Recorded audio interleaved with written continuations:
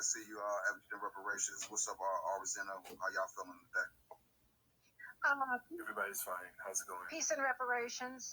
This is Miss Rose from Evanston. I'm here. Woo, woo, woo, woo. Yeah, you made it. See, God heard me. You know what I mean, Miss Evanston? No, I saw you, and I made sure to tweet it out to everybody. And I see plenty of my cohorts in here. They're coming in here. Facts on that. We're going to try to see if when Tyler come back up, we can make you a call. So, okay, if you got the time to hang out with the family for the night. There are plenty of folks in here who can talk just as well as I am. I see them all. So I'm not the only one here that can speak on it. For sure on that one. Yeah, is anybody else down there that want to come up on the mic real quick? What's going on, Ray? What's going on, Tara? What's going on, Enough? What's going on, Afro Bubbles? Off the wood, I see you, big dog. You know what I mean? Leslie was good. L.A. Rob, Malcolm. What's going on, Malikia? I know I said that right. That's a nice name right there. Yeah, reparations up, y'all. Make sure y'all studying y'all reparations, AB 3121. Understand what's going on over here in Evanston. Understand what's going on over here in Jersey with the 8938 New Jersey. 8938 New Jersey. You know, these Pan-Africans, they trying to really grip our reparations claim. They grip, these sort of grip with the Juneteenth. So the reparations grip is 10 times that. You know what I mean? Hold on, let's see what's coming up. Come on up, Brother Ray. What's going on for the night, my dog? Yo, you there, right? Yeah. Go ahead. What's up, my boy? Freestyling right now? No. We about to go ahead and start up. We just trying to see if anybody want to go ahead and speak before we actually started. I actually had an article, and this was an older article when the actual Evanston reparation thing actually started coming up. If anybody wants to speak before I start, I'll go ahead. If not, I can go ahead and I can jump into the article real quick. Yeah, everybody share out the space real quick. Let's try to get more of our folks up in here so that way we can understand what's going on in our particular state's area and so forth. Well, let me go ahead and start. Can you guys hear me okay? You good, brother. Okay.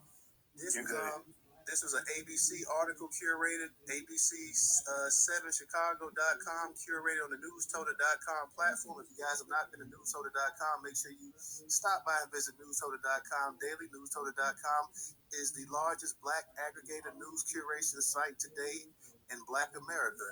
And this takes place in Evanston, Illinois.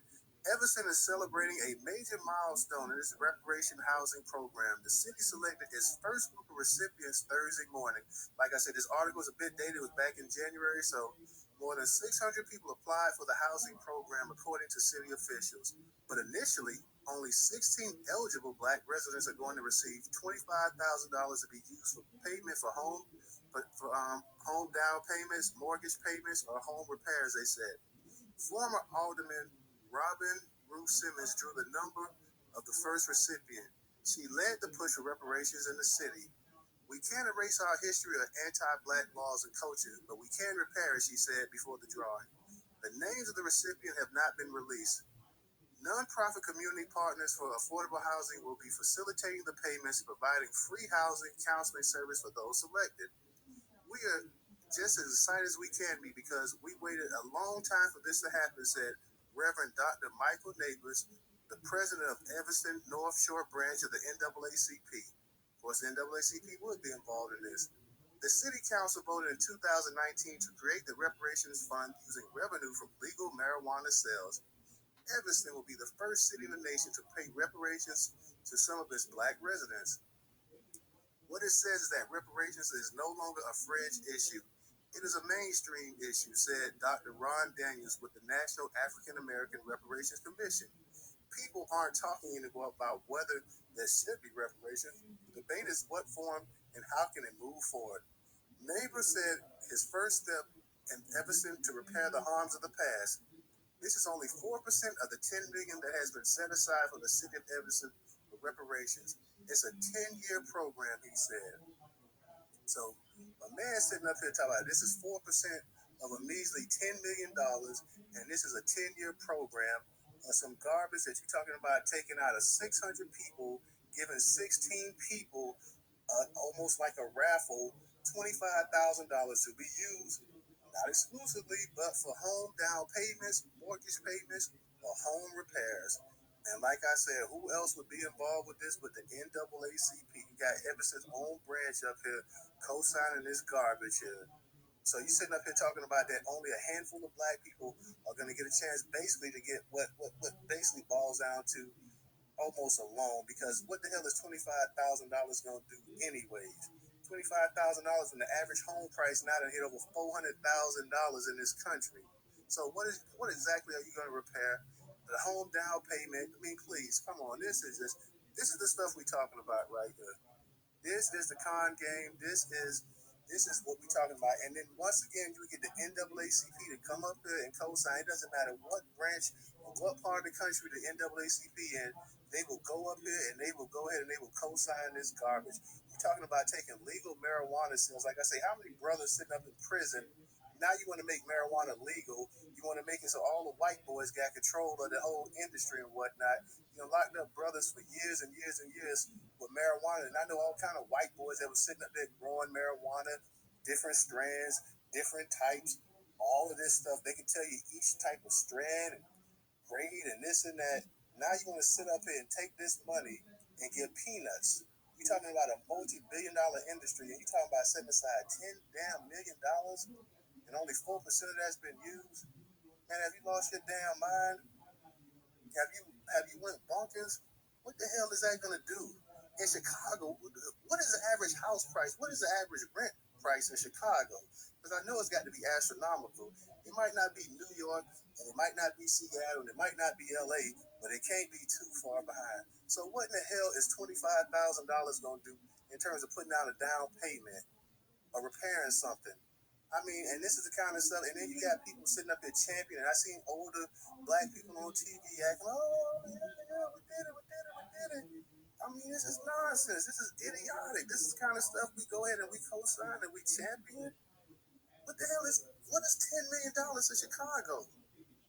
All of the people that's in Chicago that moved to Chicago either after slavery or World War II or whatever, all these people are Southerners. I mean, so these people are entitled to actual real reparations. You can't sit up here and talk about you're going to pick and choose which black people that are descendants of slaves in this country that you're going to actually give reparations to. And like I'm saying, $10 million don't do anything. So this is just like, I mean, and you said this is taking this not only in Chicago. You see it also with you see, and then anytime they throw peanuts out, they're like black people should rejoice. You're seeing this also in places like St. Louis. St. Louis, they have a black mayor out there, I believe. And of course, like I said, once you got a black person in a high place, they use that black person to facilitate all kind of nonsense and whatnot and champion this and let them tell you that they're doing you a favor and how grateful you should be. So as black people, we got to kind of see through some of this garbage here. I mean, and Evanston is one of the main places. They was just on the CBS Evening News about a week ago talking about this very same thing. And I'm sitting here watching this, and I'm saying, what the hell is $25,000 going to do? $25,000 maybe in 1970 would have done something. But $25,000 in 2022 don't do squat. It doesn't move anything. And we got to sit up here, we got to call these people out. And this is why the NAACP, nobody has any respect for them. None of these other black organizations, some of them are here to the African American liability, this and that. That doesn't mean anything. All this word, all this name dropping, all this other stuff here. So I just felt like this was something that needed to be talked about. We're in the reparation movement right now, but we have a lot of distractions here. Ray, go ahead and unmute your mic. I sent DJ a picture because I want everyone to see some of the people that were applying and got this. I'm not very good with tech. That's why I sent it to him. You guys are gonna be, well, it should be a surprise. You guys are gonna see who actually applied for this. It was like Mexicans or something applying, or immigrants, or what? DJ, please post this up so we can see this and have a good laugh. I'm sorry, Ray. Go ahead. Yeah, please, DJ, you get a chance. I don't know. Like I said, I know the Matrix right now. Working on it right now. I got it. Please, so we can have a good laugh, because I could imagine it must be something utterly ridiculous. And like I say, and from a lot of these Juneteenth marches and stuff like that, And some of these reparations, DJ was up there in New Jersey doing the reparation thing, and he said it was more Latinos and whites out there than it was actually black people. So I mean, like I said, this is just part of the course right here. We're still falling for this. We still been sold a bunch of nonsense. And like I say, we don't sit up there and we don't say nothing. We should have called NAACP out and say, do you think $25,000 for somebody to give us to go spend in a white business, a white mortgage broker, a white real estate agent, a white whoever? You think this is fair? You think this is reparations? Go ahead, Ray. I was just gonna say the reason why they're coming out is because there's some money to be got. Any other time, they don't want to mention their black lineage or nothing like that. But now that there's something that benefits them, they're gonna come out and rack a numbers. Oh, I got this black person. I'm 10% black. I'm this. I'm that. Like, no, if you haven't been black, if you aren't putting on your taxes that you're black, if you aren't filling out job applications saying you're black, then don't be black now when it's time to get some paper.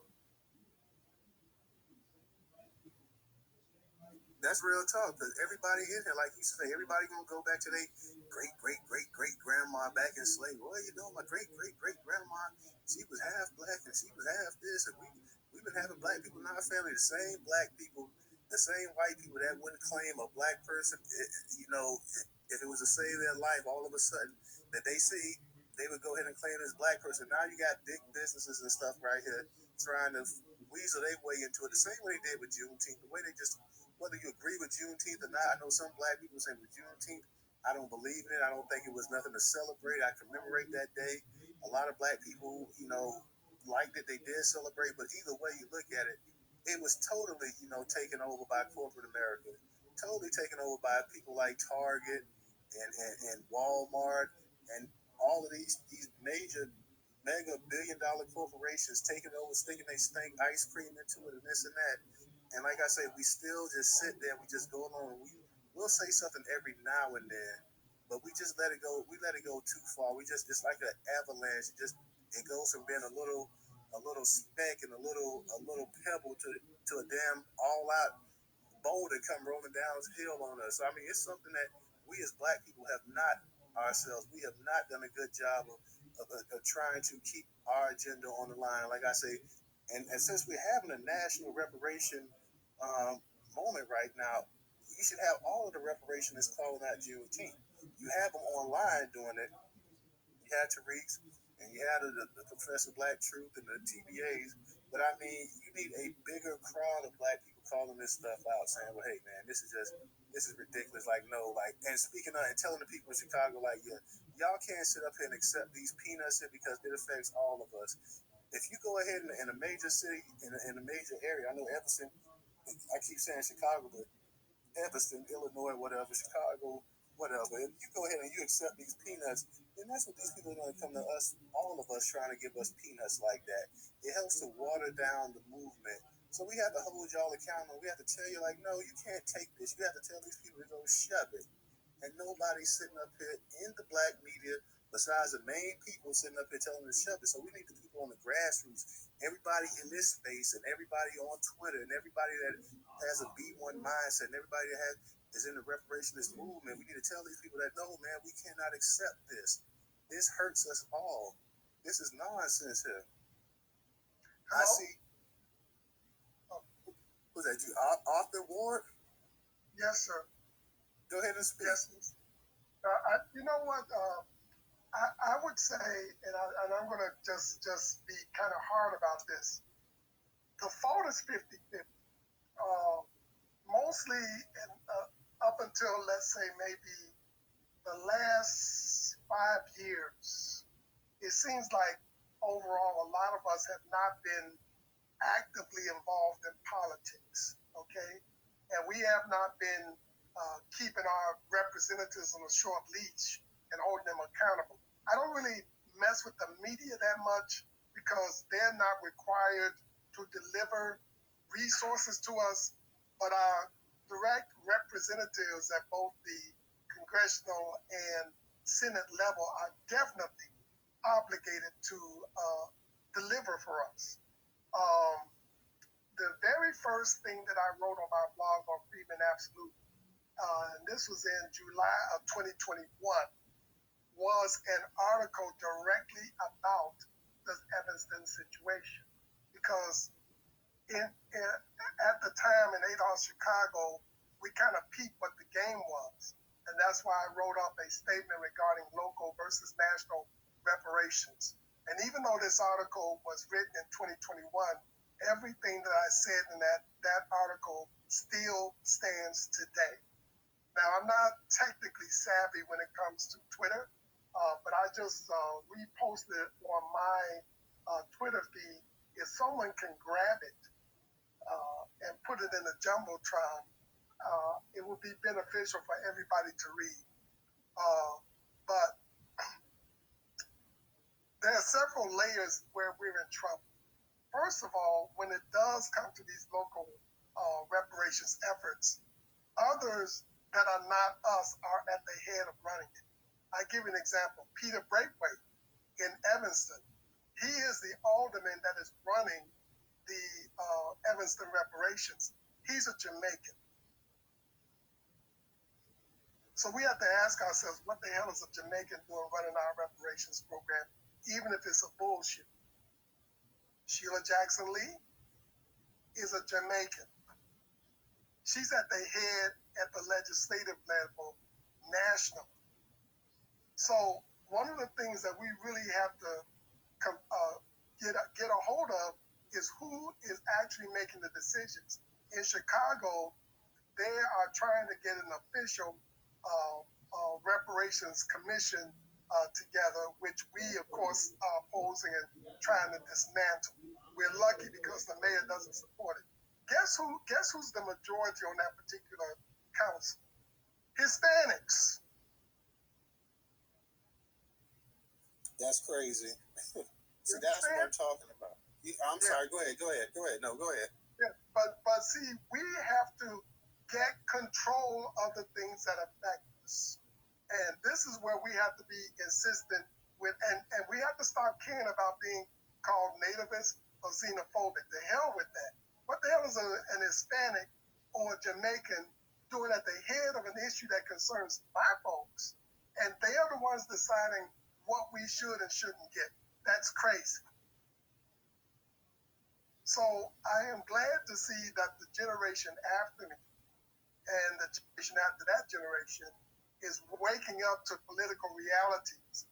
But we also have to focus in on the very mechanics of politics in order to get our reparations done properly. Like Brother Logic always says, government is a game and politics is how it's played, and he's absolutely right. So we need to focus in on the basics. We need to turn these conversations into something productive, and we definitely need to start holding our representatives' feet to the fire. And the other thing that I think we need to do is we need to start running for these offices. We really need people across the country to run at the federal level for the House of Representatives. The reason why I'd say that is because of two reasons. That is a hybrid office. It is you are representing a local area at the national level, and there's a much higher chance to win, especially in districts that are heavily Black. We have to start getting control at the federal level. So I'll land my plane there. I'll speak later if you want me to say anything else. Yeah, definitely stick around. We want anybody and everybody to speak on this. This is concerning you, and you're right. We have to get politicians out there that represent us, but they also have to be vetted as well too. It's time that I think we saw that with Marcel's his run, that we need more people out there like him, but we have to make sure that the people, they're going to be having the platform that we want. So, and to do that, we have to go ahead and vet these people and make sure that that we're seeing eye to eye and whatnot. And you're right, we got to get them on a local level, we got to get them on the county level, we got to get them on the state level.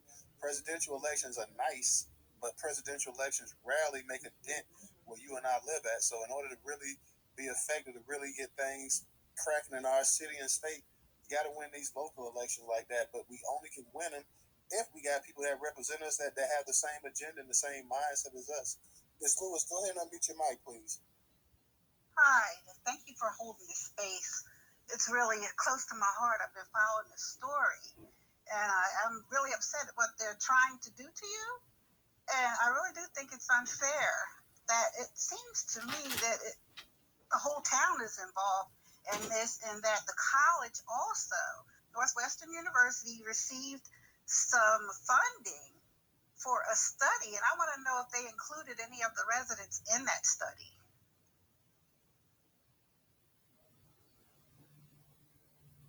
Can anyone answer that question? Did they include any of you in the study at Northwestern University? Not that I know of, but there may be some other folks who might know more. There are a number of us here listening to you, but I'm not familiar with that. Do you know what the specifics of the study was about? Yes, I have it up. Can you hear me? Yeah. Yeah. Okay.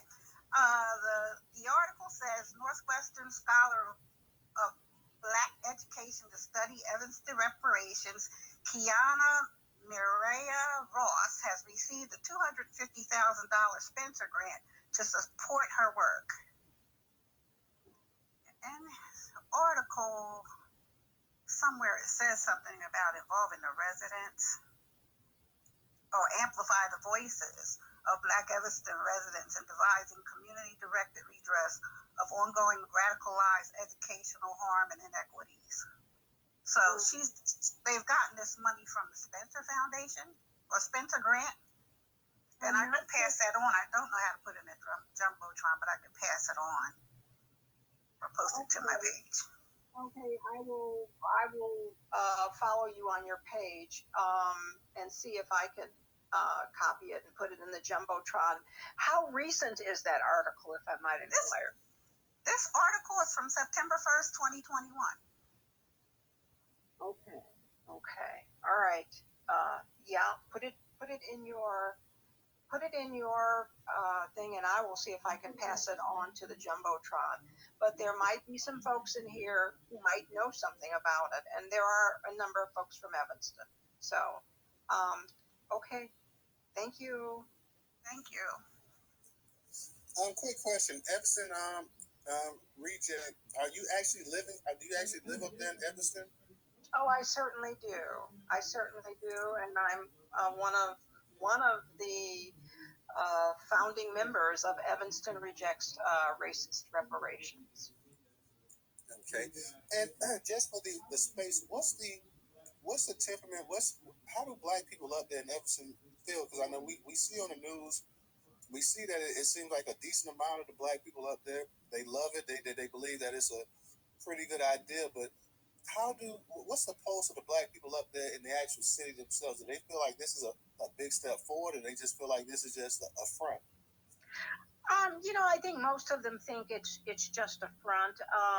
But the general feeling, and I do touch base with quite a few people in the community, and I'm one of the elderly. I'm a boomer. I'm one of the elderly ones here in this community who refused to take to apply for these reparations. I was talking to a number of residents today, and the bottom line is the majority of them feel that, hey, it's not very much, but we'll take it, okay? And that just breaks my heart when I have to sit and listen to that. Talking to a number of people today, in fact, that had that feeling. And this community, although we touch the northern border of Chicago, the cultural status of the Black community here is really kind of different. I mean, they're more laid back. Many people are enamored with Robin Rue Simmons and Peter Braithwaite and Reverend Neighbors and all of these people who are pushing this false reparations program. Reverend Neighbors is a minister of Second Baptist Church here with approaching 800 or 900 congregants. At least that's what he says is in and he's also head of the Evanston North Shore branch NAACP. So he says that, and I go to his church, that a number of that people in his church follow him, and that's what they want. They want what he wants, and he is in support of this $25,000 false reparations program. The structure of this program here is, from the outside looking at it, by ordinance, they approved this $25,000 program where you can either take your $25,000 and pay it down on a mortgage, use it as a down payment on a house, or use it to refurbish an Evanston property that you own. And aside from establishing that, they established a reparations committee too, which administers it. And aside from this reparation committee, they have what's called a stakeholders committee, which this Reverend Neighbors, he's ahead of this, and he populates it. Who's ever on this is his choosing. It's not governed by the city. It's sort of a private adjunct thing. So you have you have like two organizations up in here that are working hand in hand. Robin Rue Simmons, after she incepted this program and stepped down from her aldermanship, seated herself on the reparations committee, which was, in my opinion, a conflict of interest. She incepted this program, but she's in here administering it, as well as being in close proximity with NARC and NCOBRA and IBW 21. So it's. I hope I've answered your questions. We're very frustrated here. Yes, ma'am. And I just want to say this before I pass it to some of the people in the chat. To me personally, it just seems like it's another way of enriching white folks. Mortgage brokers and people in the real estate section. Absolutely. Okay, after the money. Okay, let me explain how the money's coming down. The money is coming down by taxing this marijuana sales here in Evanston, which is 3% of a taxation. From what we understand, from the taxation that started maybe about a year or so ago, they've acquired the first $400,000 from the tax revenues, and that's sitting in an account that they refuse to give the public access to. We've asked how much money is in this account, and they refuse to tell us, citing that because it's just one marijuana company, that it would be, I guess it would be exposing too much of that company's a business or whatever. So no matter who asks for it, they deny access to us, anybody knowing what's in the account. Just very recently, our alderman here, one of the aldermen here, who knows something that we're not sure exactly what, but we think this fund is in trouble. We're pretty sure it's in trouble because he asked the city council to authorize $5 million to be transferred from the general fund into the reparations fund immediately, because I think there's a problem with getting the other folks paid. There were 300 people that applied.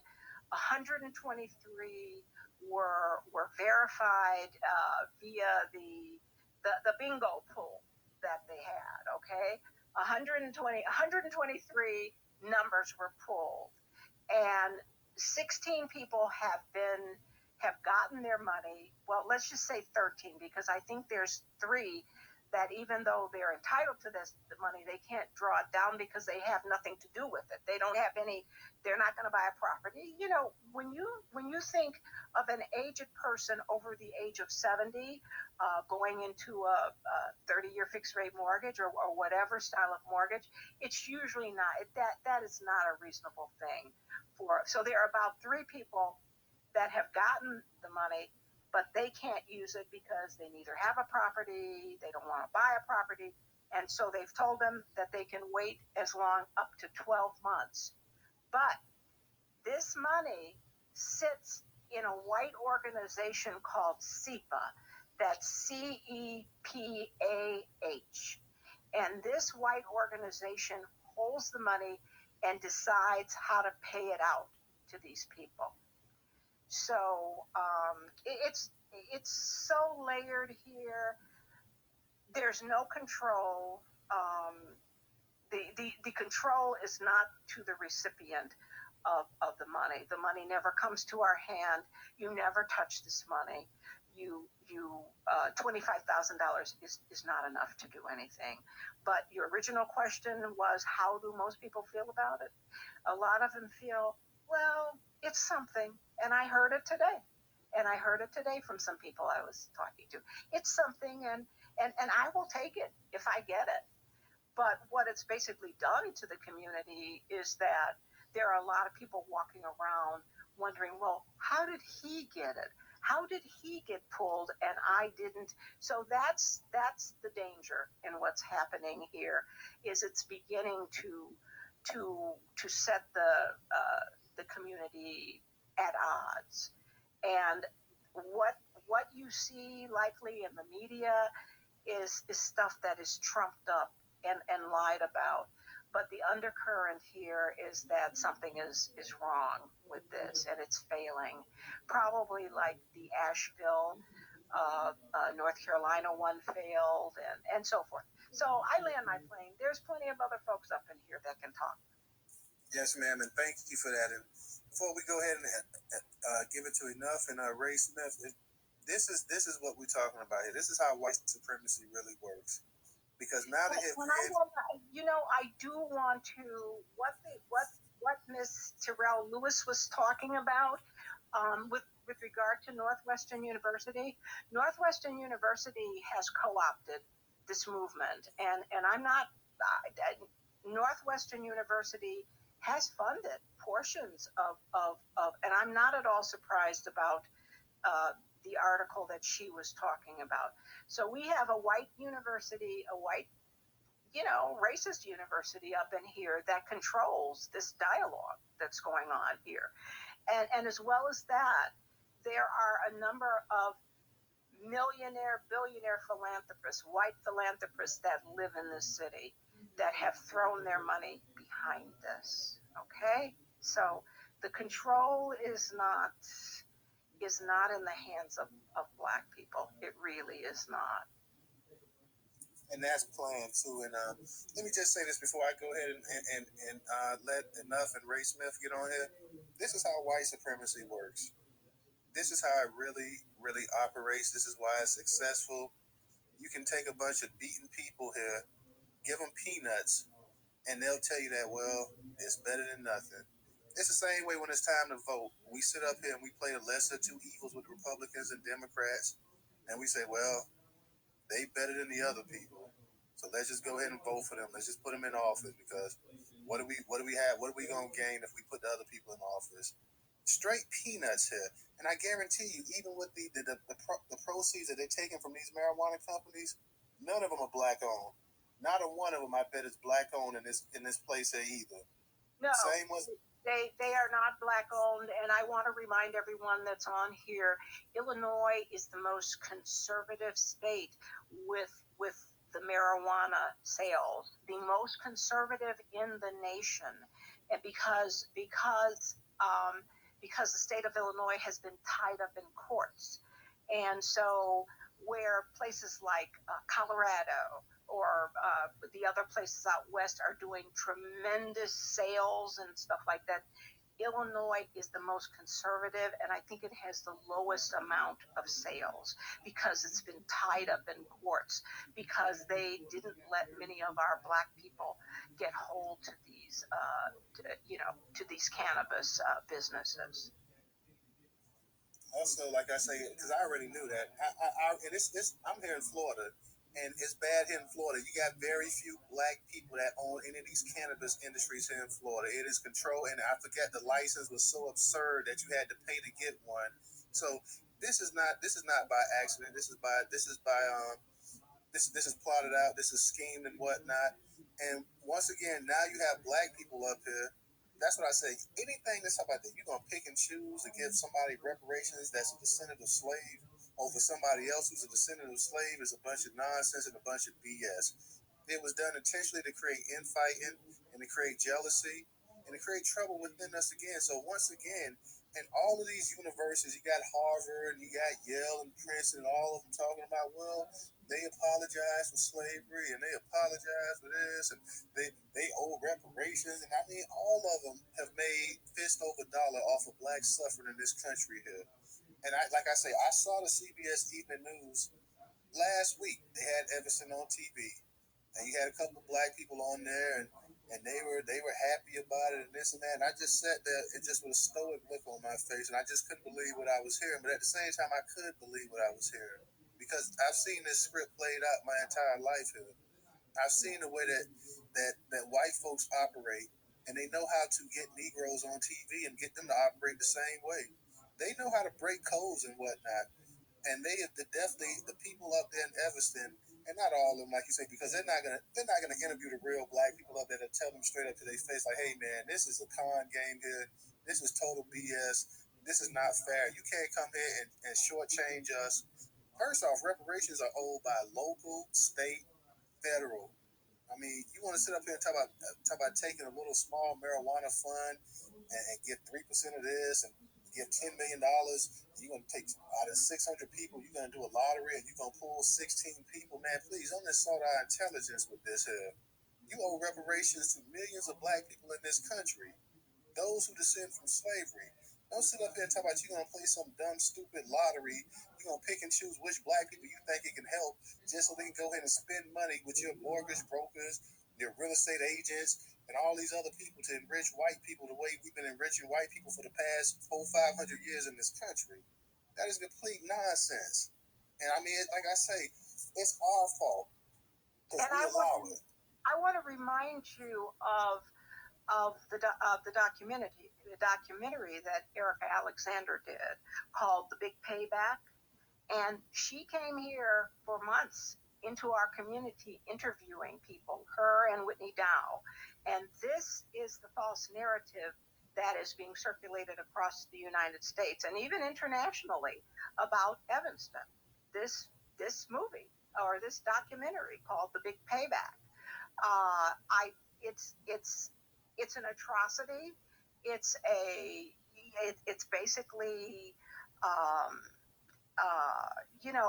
it's a documentary that shows you how to grift off reparations.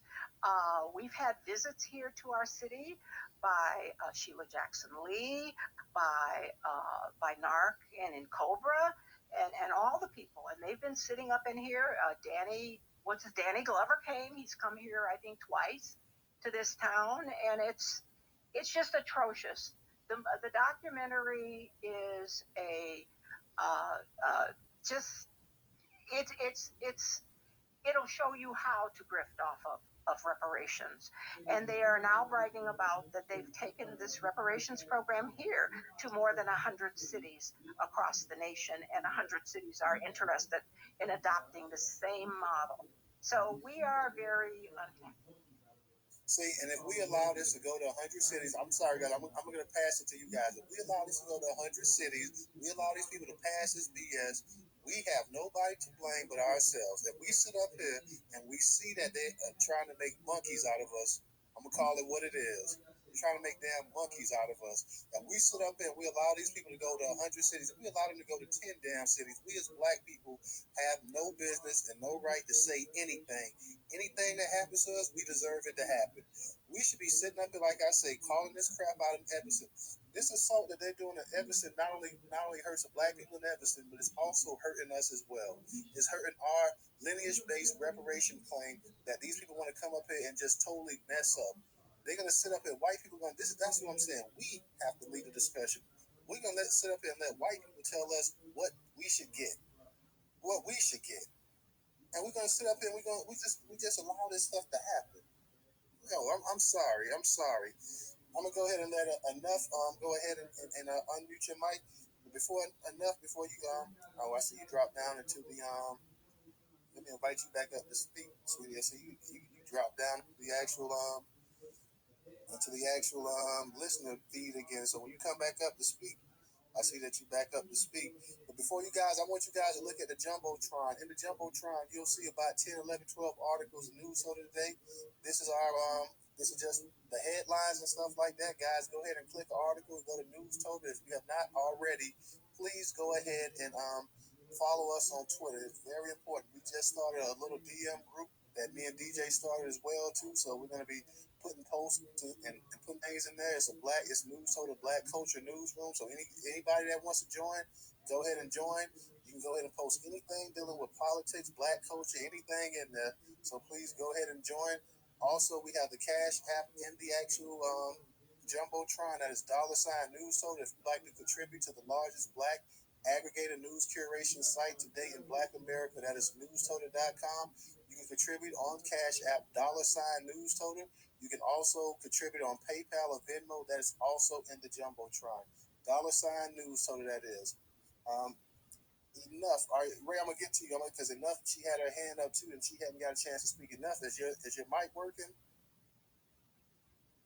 Yeah, it's working. So I just have a question. So I'm trying to figure out. So you're doing this in Chicago, right? So you got all these older people there. How in the hell are they going to pay? Put down $25,000 on a house and actually pay it off in time to actually leave something to their children or anybody. They're not going to be able. So who is eventually going to get that property? The government is going to take that property back. I feel like they're doing this because they know a lot of black people are not going to be able to keep up with that mortgage or keep up. They're going to eventually take all that property back. It's just a gimmick so we can be happy and they can say, oh, we did something for you guys. See, it's not our fault you couldn't keep it going. I'm very ashamed. Like, I live in Oregon. Like, they did this where they were giving to black people during COVID. They were giving us money, like black people, only black people. It was like $3,000. If you have 4 kids, you got $4,000. And I'm ashamed. Like, I took that money, like a dumbass. And they were saying because of everything, basically like a reparation. And I'm from California, but they did it here in Oregon, and I feel so ashamed. Like, especially listening to this now, like this is what they're really doing. They're really giving us peanuts and saying, "Here, this is what you're gonna get," and be happy with it. And we, like, I feel like I took it at that time because I mean I needed it, but now listening to what that young lady, what Miss Evanston said, like it really, really makes sense. So thank you, and I'll let my play. Yeah, Ray, I'm gonna let you get it. But sister, if that money went to, first off, it's not reparations because it was no reparations. I'm sure it was more white who got that money than you got too. So don't be ashamed. No. It literally, like, I can send it to you. I'm going to send it to you. It was for black-owned businesses only, and it was for black people. White people went to court to try to fight it. Mexicans got in there and was like, "Wait, we've been hurt. Y'all discriminated against us." Like, it was just like this big. It was a big thing. I'm gonna send you the news stuff. I'm gonna send everything to you, and I'm gonna show you like the payment I got. It literally was for black people, like only for black people. Like, it was a whole bunch of black people that was on the board that actually got the money. But I'll send it to you. I'm gonna do that right now. Yeah, go ahead and send that to me. First off, Oregon wasn't even a state when we had slaves in the country. So So first off, I mean, and I don't care. How much money have they given the white people out there in Oregon? How much land have they given the white people out there in Oregon? So I'll be damned. That ain't no reparations there. So they Oregon go ahead and sit they old rusty redneck northwestern trash ass down. There was no goddamn reparations there. Period. Yeah, so no, that's not reparations. That's just a state check you got for whatever the reason that had to deal with COVID. Reparations is a two-check system federally by the government and by your local state because, this is the United States of America. Government, led the way, and each state played a role in it. So therefore, meaning you're entitled to two checks. And when you do get your federal check, it will say reparations on it. That's for sure. Just like any stimulus check, it say stimulus on it, or from the president. You see what I'm saying? So always keep that in mind that this is the United States of America. And whatever you get from your local town, that's just whatever funds and monies that was there for whatever emergency. Has nothing to do with, reparations. But yeah, I can understand that the other cultures of people were mad that black folks only got that particular money during the height of COVID. Yeah, Oregon was one of the states that even want black people out there living out there. Please, just black people up out of there. So, I mean, Oregon ain't got nothing to say about anything. As redneck as they were, Oregon didn't even want black people living out there. They wanted those states out there in the damn Northwest are just as bad as the states right here in the South that we live at here. And it's even worse because you have less black people out there. So they definitely feel like, hey, you on their ground, you do what they say. This is their place. This wasn't meant for you. This was meant for the pure red-blooded American white boys out there. So please, Oregon can go F itself to the fullest, for real. Right, go ahead and unmute your mic. Hey, just before you go, Ray, don't forget that the federal government also told all the states y'all better release that COVID relief money instead of letting y'all sit on it. Otherwise, you're going to give it right back. So, they have to find these programs, to try to, disperse the money through. You see what I'm saying? Go ahead, Ray. No. You good. I'm just really enjoying the conversation. I was gonna tell that sister, any dime you can get up out of these people, I would take it. You ain't got no reason to feel ashamed. And DJ, you posted something very interesting. I was trying to read over from Ebony about Ann Coulter. I'm not trying to get away from the conversation. I was wondering if you guys would touch on it. How they said that civil rights is only for blacks, which I do agree. But I want to see if we can touch on that a little bit later after this Evanston reparations scam. Because honestly, I'll send you the video too, right? I'll send you the video. And I'll post it to the Trump. But go ahead. Come from Ann Coulter because she's like really like right wing. So for her to be saying that is kind of it caught my eye. But like right, look up her book Adios America. Look up her book Adios America. Okay, I'll look it up. That's all I want. Even with somebody like Ann Coulter, it's like the old saying goes, a broken clock is right twice a day too. So, I take it like with a grain of salt. Yeah, she's saying something that's true. That everybody in the world knows is true here in this country here. Now, unfortunately, you have a bunch of people that migrated after the civil rights movement and stuff like that, and feel like, well, hey, this fight was for all of us, which no, it really was not. It was for one group of people. But white people in America, white men in America, did not want to see black people become too powerful, so they went ahead and they added other groups, namely white women and other minority groups, to go ahead and to water down the civil rights game. So it was, once again, it was another plot, it was another scheme, just like this thing in Evanston is, just like what they're doing in St. Louis, just like what they're doing, like they say, Asheville fell, just like they're talking about taking it to 100 other cities. We go ahead and tell us again, anytime they see progress on the way, like you saw in Reconstruction, you had a bunch of slaves that came out of slavery and was taken over politically here in the Deep South. They said, well, hey, we got to kind of put an end to this. We can't let this happen here. They was willing to go ahead and side with a bunch of backstabbing traitors, people that the biggest insurrectionists in the history of this country. They were willing to go ahead. These people should have been hung in front of the whole nation. Instead, they just went ahead and let these people gracefully bow down. You had to have the troops down here protecting us just so we could breathe. So, nah, man, it's just another scheme and another hustle. Like I say, Ann Coulter, I know she's full-blooded, right-wing, and a broken clock is right twice a day. I'll give her her due on that right there, but it doesn't take a genius. Everybody knows the civil rights is for one group of people, and because of the civil rights, you had the American Disability Act come out of it. You you had all of the things with women and they were able to do more things and this and that. Like every struggle that black people came, it was like piggyback off by other people. So and to the point now, you got people sitting up here that's the children of a lot of immigrants up here running their mouths talking about what's wrong with black people, why y'all can't get it together.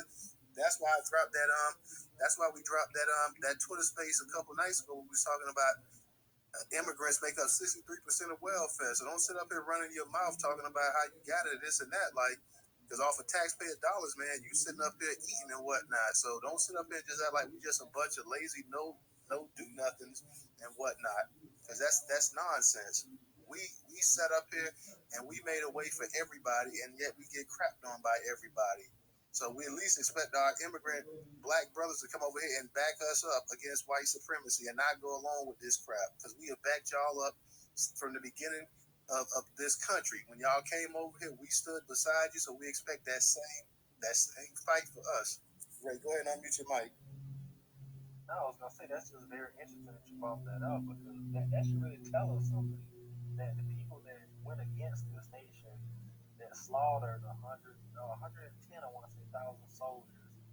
The ones that broke up the United States, the ones that issued their own currency, elected their own presidents and Congress, raised up a whole army and went to war against the United States. And that's what they choose to sign.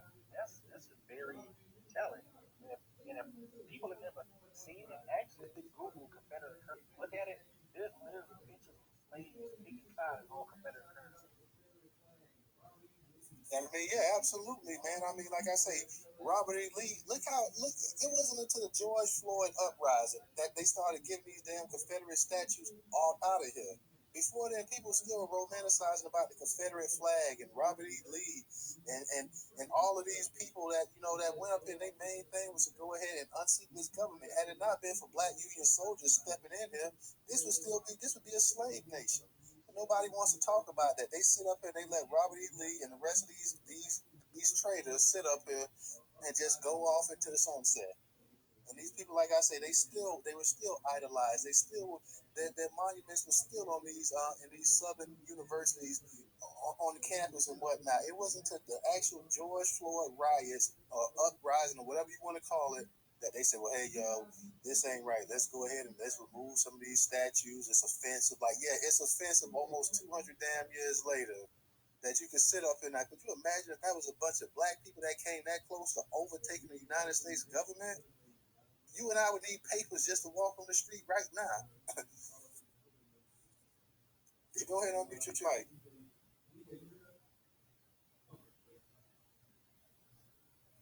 Or is DJ caught up in the matrix, the Twitter matrix? I don't know. Like, I see his hand up, but I don't know. He may be caught up in the Twitter matrix. Ray, while we see if DJ, you there? No, I'm here. Yeah, but let me pass for a second. Go ahead, Ray. I was just gonna say, if we look back through history, the flags didn't really start getting put back up until like the 1960s, around the Civil Rights era, and when Martin Luther King did the March on Washington, Civil Rights Act of '64, the Voter Act of passed '65. That's when a lot of those Confederate flags and stuff, and monuments, all the stuff went to all those people. That's when that went up, and that was all put up. I want to say by the Daughters of the Confederacy. In some senses, brave too, but I believe also that when you had in the South, when you had a lot of these lynchings and stuff like that, you would see Confederate flags here and there. Like, and you're right, a lot of it came like when you started having the integration and you started having people eating at these lunch tables and people going to these universities and stuff. Like, you definitely saw more and more of it. It's like, well, hey, it was almost like, hey, this is a whole separate nation here that we're talking about or whatever. So you're right to that certain degree, but it never fully went away, because you always had the Klan down here and stuff like that. But you're right, it really took on a new importance to these people. Like, once you started getting into the 50s and the 60s and stuff like that, and they saw black people was really pushing for their rights and really fighting for it and this and that, yeah, you really saw like these people really started to show their colors, which wasn't hard because their colors was pretty much already seen from day one. Go ahead. Now, I just want to be clear. I know it never fully went away. I live in Florida, but I was born and raised in South Georgia. So trust me, I know it never fully went away. I just want to make sure I wasn't ignorant of the fact. Oh no, I know what you meant. But like I said, that a lot of of these guys, like they were always considered like folklore to these people here, and they blame black people for that. They blame black people for the South. Even though they're the ones that succeeded the Union and they got beat in war, they blame black people for the failures of the South. I mean, once they got beat, the white people in the North were smart enough to go ahead and capitalize. They control everything. They control the riches and everything here in the South.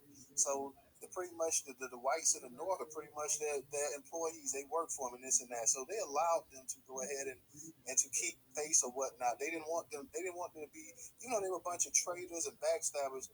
They didn't want them to be so low that they was lower than the black person. So it was like I said, it was all games and it was all politics, and they had this agreement to a certain degree. You see how rich that the North is compared to the South. The North has all kind of money and they have the industry and this and that, and the South has what?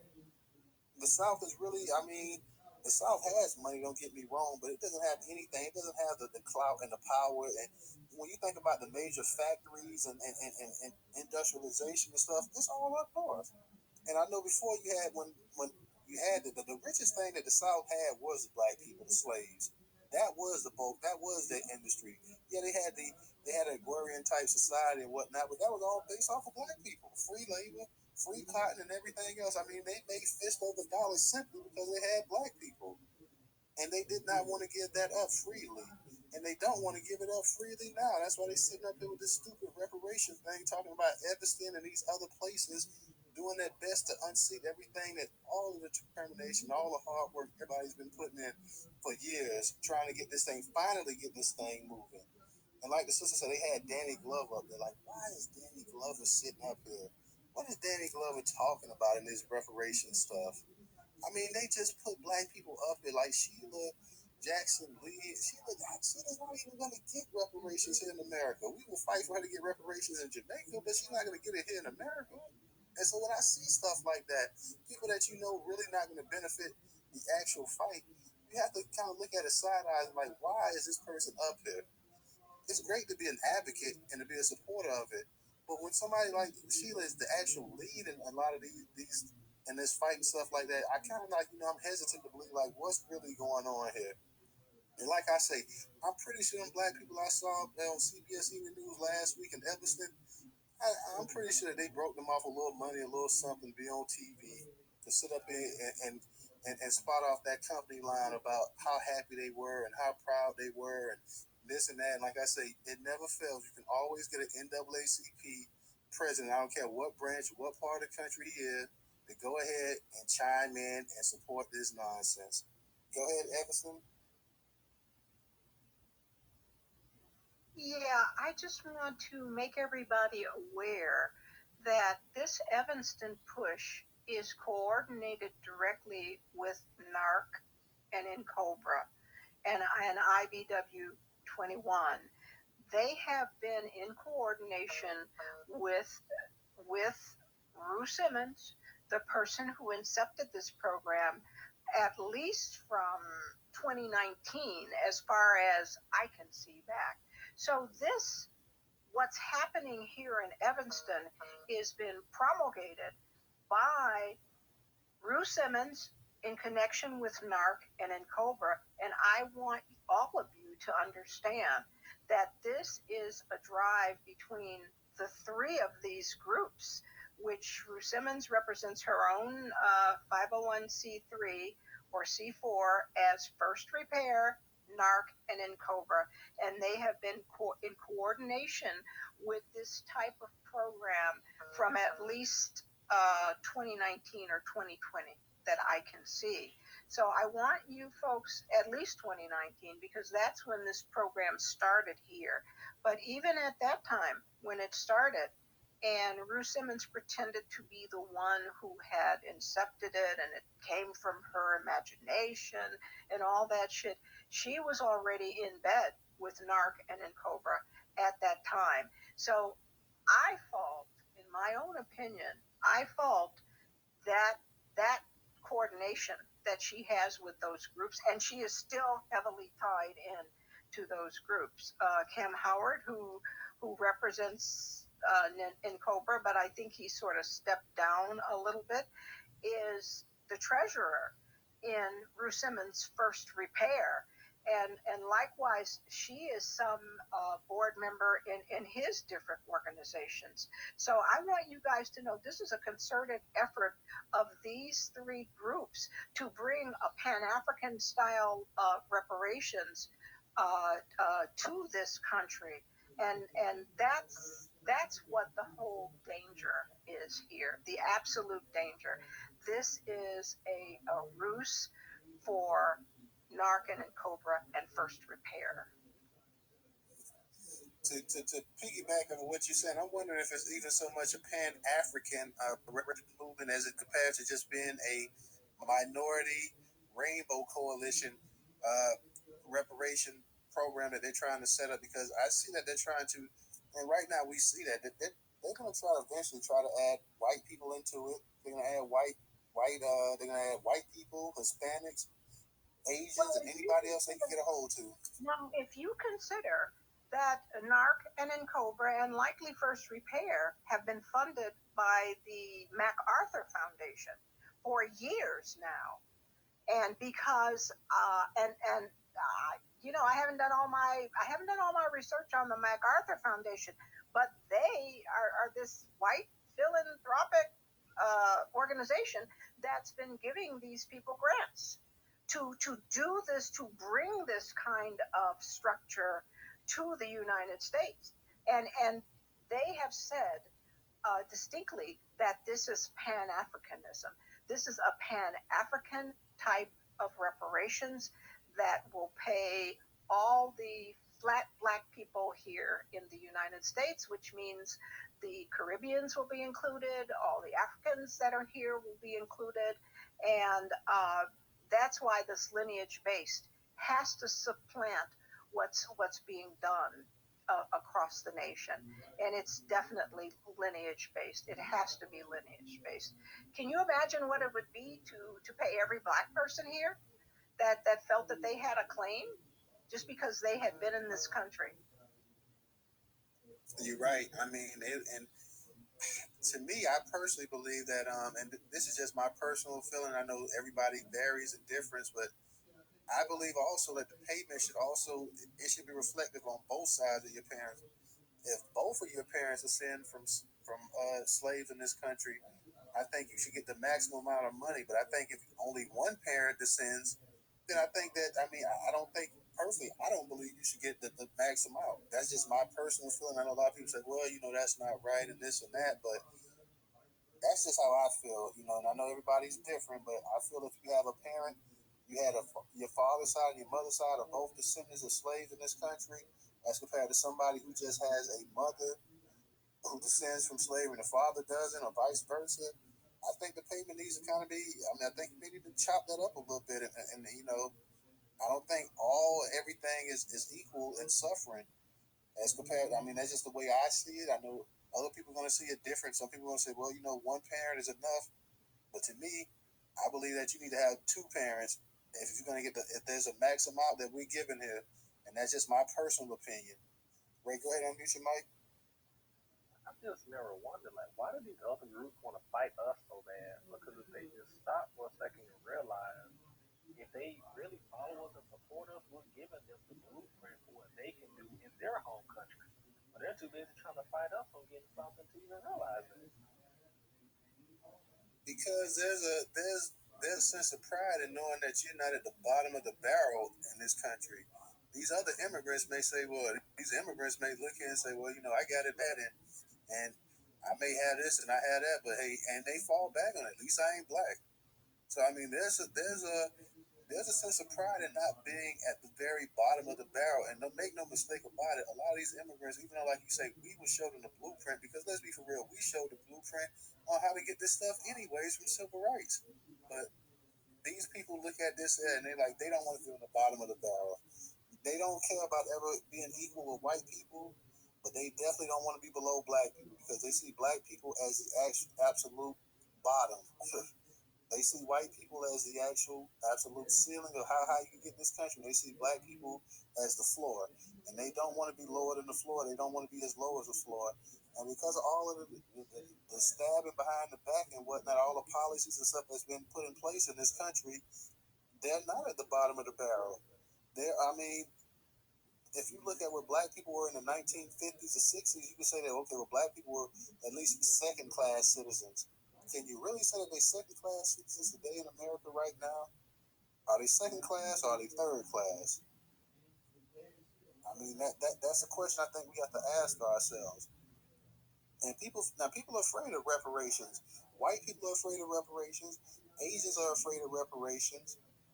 Latinos are afraid of reparations. And it's bad to say, a lot of black people in the black diaspora are afraid of reparations too as well. Why would you, to me, I cannot imagine moving into a place like Ghana or something like that and sitting up there and feeling like if the Canadians was to get reparations, that, hey, I deserve what you're getting. I don't feel like it. I don't understand that logic. I don't understand that line of reasoning. Go ahead, Ray.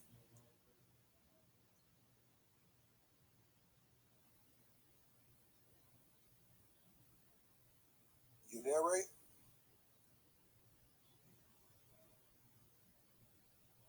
I don't know. I think we might have lost Ray. Yeah, he hit his button. I think he's trying to come back up or whatever. So just to let me chime in real quick. Okay? So I'm over here looking at the Evanston local reparations on this city of Evanston.org, and they have a donation button for reparations, y'all. You know what I'm saying? So if you want to go donate, you could do that. You know what I mean? That right there is the grip right there. Yeah, go ahead, Ray. Go ahead. I'm sorry. Go ahead and finish your point. My speaker was acting a little funny. Nah, that's all I wanted to say. Chime in on that one. What's the whole purpose of donating to reparations when we know reparations should be coming off the back of the taxes as well? So Yeah. what are we donating to specifically? So this ain't no different from the whole Black Lives Matter situation, where all the Black Lives Matter money was being funneled through the Democratic Party, aka Act Blue. So you got people like Candace Owens knocking on Patrice Cullors' door. Why don't you go knock on Jim Crow Joe Biden's door? Go knock on Cory Booker's door. Go knock on all these Democrats' door and ask them, Bernie Sanders, where that bread at? Where that 90 million? Because I know Patrice Cullors ain't got all of it. Come on now. Well, Evanston has another fund set up for all the white guilt folks up in here who want to contribute money. And the last thing I heard, which was last week, that it was up to $650,000 of people I assume it's white people that wanted to contribute to help with their guilt. And my specific question, and that is held by the Evanston it's called ECF. And those contributions up to $650,000 are held by ECF, and they said they're holding it interest free. They don't charge any interest on it. But my question is the white people that are donating to this, are they able to write it off? And nobody's been able to answer that question to me. Hey, let me say this to you, Ms. Evanston. So it says right here, and this part of the thing is called the Evanston Reparations Frequently Asked Questions. It says, is reparations only for African American Black Evanston residents who are United States direct descendants of slaves? No. The program identifies eligible applicants as Black or African Americans, so that could be Elon Musk, persons having origins in any of the Black racial or ethnic groups of Africa. That could still be Elon Musk. Like, Africana. Like, that's really logical. The person must reside in Evanston at the time of the disbursement of funds. So, yeah, that's a grip. Real talk. And also, it's from the years 1919 through 1969 that you had to have resided here. But I agree with you. That could include anybody who identifies as Black. But the only thing is that in this particular community where they're designating that you might have lived, which is the 5th Ward, it was a predominantly Black community. However, there were whites that lived here too, and many whites retained their properties and rented to Blacks at that time. They had fled, they were fleeing in the 50s and 60s. No doubt. I see Shantae had her hand hand up. Shantae, do you want to speak? You had your hand up earlier. Hey, can y'all hear me? Yes, we can. Okay, I had to go get a new phone because I was on the phone yesterday with DJ while I was at work and my phone dropped on my hand and I broke my phone, DJ. I'm just letting you know. Don't be blaming me. I had nothing to do with that. But I'm sorry that happened, yo. Yeah, I had to go get a new phone. I didn't hear the whole conversation which I was just having with Mrs. Investor. I'm not. Miss, if I'm pronouncing your name wrong, then I do apologize. But when people say, I don't know, I'm gonna get back. Can I sit back for a while? Yeah, go ahead and sit back. Because at first when I saw I said I saw the picture. I said, well, this must be a new person. They're like, they don't have a profile. Like, okay, well, I'll go ahead and then then you say you dropped. I broke my phone last night. My was on the phone. We had a good conversation last night, and I broke my damn phone. So I had to go buy a new one. Okay. You cool, you cool. I see you just following me. So go ahead and get everything straight or whatever. And you know what I'm saying? You know, whenever you want to chime in. Also, DJ, I want to thank you for your contribution on Cash App to Newstoter. Appreciate that. Anybody that would like to donate at least $1 to Newstoter, you can do it on Cash App. It is $Newstoter. Once again, it is $Newstoter. If you would like to make a contribution to us on Cash App, it is $Newstoter. If you have a PayPal or a Venmo account, we have that also in the Jumbotron. You can also support us on PayPal or Venmo, but if you have a Cash App, that is $Newstoter. Ray, go ahead. I see you had your hand back up. Hey, give me a minute. I'm talking to my wife. I'll get back with you guys in just a second. Okay, handle your family business. We ain't mad at you. We ain't mad at you. Take that trash out, bro. You about to not get no steak tonight. Enough. Go ahead, sweetie. Go ahead, unmute your mic. I just have a question, and maybe somebody can answer it for me. So, when it comes to like the Black community and Black churches, I feel like the Black churches have been taken over by corporations, and the churches are being paid off to tell us certain stuff and to do certain stuff, and how we should do these things, and try to immingle God into it to make us basically feel bad to do things. And I may be wrong. I mean, you could check me if I'm wrong, but I'm starting to feel like that. I see a lot of pastors on TV, like getting on the news and telling us stuff. That one pastor, I don't know his name, but he was on there saying that 65% of white people don't agree with reparations, and Black people don't agree with reparations. And I just don't see Black people saying that they don't agree with getting money that's owed to them. I may be wrong, but I'm gonna let my plane there. Just to hit that point right there, you have to think about this here. Like, most white people in this country didn't agree with integration. They didn't agree with freeing slaves. They didn't agree with anything they thought was going to benefit Black people in this country. Not one thing did they ever agree with. They didn't agree with integration. They supported segregation. They supported slavery. They felt you should just stay a slave. So there's not one thing that, in terms of, they were dead set against affirmative action. Anything that they thought was going to benefit Black people 1 iota in this country, they were dead set against. Now, speaking about Black people, I don't believe that poll that most Black people. I think you have a certain segment of Black people, and this goes across the board, but it's mostly older Black people, baby boomers. I think that a lot of them are somewhat afraid of the talk of reparations because they don't want to upset white folks. They don't want to upset a lot of older Black people. Don't want to upset white folks. They don't want to piss them off, and they know that Black people are owed reparations. But they think when you start speaking about reparations, that you're going to cause a problem. You're going to cause division. You're going to cause an even greater backlash against Black people than you have already at this point too. And it's not just not just older Black people. They're the bulk of us. But you have a lot of younger and middle-aged Black people as well that feel that way too. Like, well, man, this is not realistic. You can't do anything. Why don't you worry and focus on something that you can actually change? All you're gonna do is piss white people off talking about this and that. So around the board, there's a certain amount of different issues and stuff with us right now. Like I say, most white people, they're dead set against reparations. most white people will sit up here and tell you that their family had nothing to do with slavery. Their family came over here in the late 1800s after slavery. They came in the early 1920s or 30s. They had nothing to do with slavery and this and that, and they shouldn't have to pay. And why should they have to pay? Yada yada yada. So, like I say, anything that's ever been something that's going to benefit black people as a whole, they have been dead set against. They were against integrating the army. They were against black people playing in any sport league or anything like that. The most frivolous things that really don't matter, they were dead set against. So that's just white people in general. Like if it's anything that they think is going to take a little bit, a fraction of power away from them, they get pissed off and they get upset and they get threatened and they get scared. Go ahead, enough.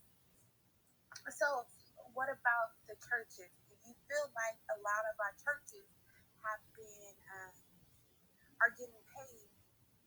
Somebody is paying our pastors and our higher pastors to tell us stuff in our communities to keep us impoverished, like to keep us down. Um, just for instance, like she was saying, like the pastor is on the board of directors that's giving out the. Now he knows damn well that's not right. So why would he be telling people and saying that people are agreeing with this? No, this is things that you told your congregation that was okay. Go ahead if you just gonna take this. Is this where we're at now? You know what I mean? Like, is this where we at as people that our churches are now telling us to go and do stuff that they know won't really benefit us? $25,000 after generations of being um, second class citizens, not having rights, not having anything to show for it now in 2020, 2022, and 2023. I mean, 2022, sorry. We don't have anything to show for it. My grandfather, he fought in World War II. He died there. We have nothing to show for it. He just went there, he died, he gave everybody we was out of slavery, but what he left 9 kids behind for my grandmother to take care of by herself. We don't have anything to show for it. So I'm just trying to see, like, should we not put so much faith into the pastor and believe in what he's saying? Okay, thank you. No problem, no problem. If any of you guys, I mean, I definitely believe that they've been sold out. They sold out shortly after the civil rights movement. These pastors pretty much, for one, that they don't want to jeopardize their nonprofit status. So for that much, they're not going to say anything. They sit there and they be quiet or whatever. And that's not to say that all churches don't contribute to the black community, because you have some that do contribute and feed the homeless, feed the poor, clothe people, and this and that, and all kind of different stuff. But in terms of what you would see that the actual ability and the power they have to reach the masses, I feel that they have failed for the past, at least the past 50 years. I think they've been a failure for the most part. So yeah, they're pretty much. I mean, they'll come out and they'll say don't vote for this person, that vote for that person, but they pretty much align themselves directly with the Democrat Party. So you can't sit here and say that, well, we're nonprofit and we don't tell you who to vote for this and that. But at the same time, you do, because you're gonna bring Democrat nominees to your church. You're gonna bring them there, and 80% of 90% of people in your church vote Democrat. I mean, you've seen exactly what the policies they put in place, how it's benefited us, which is zero, zilch, nada.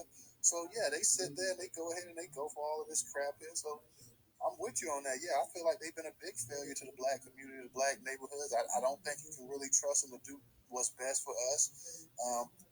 I think since 1980 something, they have made, I forgot how many billions of dollars, hundreds of billions of dollars the black church has generated, has made.